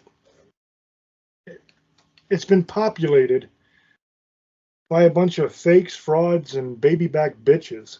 I mean, that's the truth of it, man. They're a bunch of punks. They're a bunch of fake ass pussy punks. And they talk a lot of smack. They run their mouth. They don't know what the hell they're talking about. And like old boy said, it's all about trying to get on TV. It's all about trying to be famous, you know? And they got their little cliques, and it's ridiculous. I mean, it is I understand why a lot of the good investigators have quit and just totally turned their back and walked away from the paranormal. You know, I understand. I mean, I have for the most part. I still work cases now and again when people need my help, but I don't do anything else anymore, really. I mean, there hasn't been an episode of Tales come out for a long time because I just don't want to be around these people. They're scum, man. They're pieces of trash. They pretend like they're your friends. They pretend like they're nice and stuff to your face. They talk shit behind your back. You know, you got a bunch of fake ass people that are pretending like they know what they're doing, and they don't. You know, they're just jackasses, and they're a fucking joke. You know, and they don't impress me. They don't scare me. I don't give a fuck whether you're mad at me or not. I don't care whether you say, "Well, I'll never put you in a show." I don't care. I don't need your show. You know, I don't need your bullshit. I'd rather just help people that need it. You know, and if I never do another investigation for the rest of my life, I'm fine with that. Because I'd rather be with good people than be with some of you scumbags, man. And that's how I feel about you. You know, you're trash. Most of you are fucking trash. And I'm not a person that says that lightly. I'm a person that loves everybody. I'm a person that always tries to give people the benefit of the doubt. And I go into every situation with a clean slate, an open heart, and I try to be kind and I try to be loving. But there's a bunch of them that are they're just trash, man. You know? And I mean, we might even do a show. Old boy said it might be next week where we call them out and we give some names and all that kind of shit. You know, I haven't given names to this point, honestly, if you want to know the truth of it, because of Andy. That's why. Because I love that man. He's my bro. And he's still deep involved with a lot of these people. And I don't want to say or do anything that's going to hurt him or make his life harder. You know? So I haven't said anybody's name because I don't want him to be upset. You know what I mean? And for them to, because what will happen is they're not going to say anything to me. They're not going to come to me and run their fucking mouth. They're just not going to do it. You know, they don't have the balls. So what they're going to do is they're going to make his life hell because he's there, and they're going to treat him like shit, and they're going to ostracize him, and they're going to exclude him from things. They already do. You know, they overlook him and they treat him like garbage. And the truth of the matter is, he's a better man than any of you punks will ever be. You know what I mean? And as far as I'm concerned, I'll never work with any of you because you're garbage. And that's how I feel. And that's the truth. And you guys know, just like on Staring, if you watch Staring, you know I'll always tell you the truth. Whether you like it or you don't like it, whether you love me for it or you hate me for it, one thing you can take to the bank and be 100% positive of. When I'm talking, I'm telling you the truth. That's the truth. Now you might not like it, and I know there's a lot of people that don't. Believe me, trust me. I know. I get your letters. Well, not letters. Nobody writes letters anymore, but you send me messages. I get those. I've seen the emails. I've got a nice collection of death threats. You know, a lot of you say you're going to come kill me and burn my house down and all kinds of crazy shit. I hear you. I'm still going to tell you the truth. You know, old boy said earlier, he kind of said that, trust me, James doesn't hate black people, all that stuff, because I was talking about the whole thing with black people, what Democrats think about them. I don't have a problem with anybody. You know, I love everybody. I love black people. I love black people enough to tell them the truth. That's something that a lot of these people don't seem to be willing to do. You know, the truth is, for black people, for Mexicans, for Americans of all types, you're being lied to. You're being lied to and you're being taken advantage of. And you got to get back to God, man. You got to get back to truth. You got to stop believing what all these people are telling you all the time when they're obviously lying. Don't worry about the fact that you voted Democrat your whole life. Don't worry about the fact that you voted Republican your whole life. Actually look at what these people are saying and what they're doing. Do your research. Look it up. I know you're busy. Trust me, I know you're busy now more than ever because you got to work 3 times as hard just to make half as much money. Because inflation is through the damn roof. I get it. But you're being lied to. And you might not like what I have to say, but I'm not the one lying to you. I'm telling you the truth. And you can know that I'm telling you the truth. Because you can look up what I say. It's all there to see. I tell you, don't listen to what they say. Don't trust what they tell you. That goes for me too. Don't trust what I tell you. Always verify. Don't ever just believe what somebody tells you is true. Always check for yourself. That being said, as always, it's up to you guys. Make up your own mind. You know, I'll give you information. We'll give you information. We'll have a discussion. We'll have a debate. Like old boy said, we're friends, man. You know, we're going to be hanging out and we're going to be bullshitting tomorrow. It doesn't matter. You know, we can, this is how it's supposed to be done. You're supposed to be able to speak your piece, say your mind, and be friends. Because we're all family. You know, we're one big American family and we got to cut the bullshit. You know, you guys, you got to pay attention.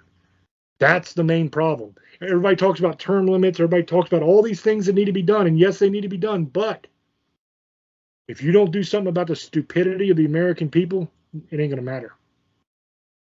Because the truth of the matter is, all of this could stop tomorrow. If you fucking people would just pay attention. If you just wake up and pay attention and actually look and see what's happening and not just believe what the Tonight Show tells you or believe what the news tells you here or there, actually look it up and find out for yourself what's actually going on. If people did that, all of this stuff would stop because we wouldn't vote for these people anymore. There'd be people that we'd vote for that would actually do the job. And we could start getting rid of these assholes.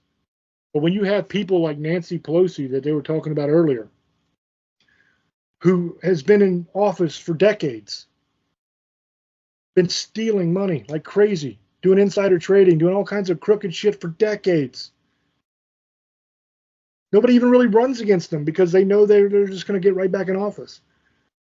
When you keep electing those kind of people over and over and over again, you get what you deserve, man. You know, that's the sad truth. Is we voted all these people into office. As an American public, we voted for all these people. You know, maybe not all of us. I know I didn't vote for any of these people, but somebody did. Yes, they stole it too, but I mean, there are people that actually still vote for this. And if enough of us vote against it, they can't steal it. And that's what has to happen. So whether you like Trump or not, man, it's the only shot we got. Because if he doesn't win, we might as well pack it up because this thing's done. We can't survive another 4 years. Just not going to happen. And you know I'm right. But anyway, love you. Appreciate you. We'll catch you on the next one. Till I speak to you again. Love many, trust few, and do harm to none. God loves you, and so do we. Bye-bye.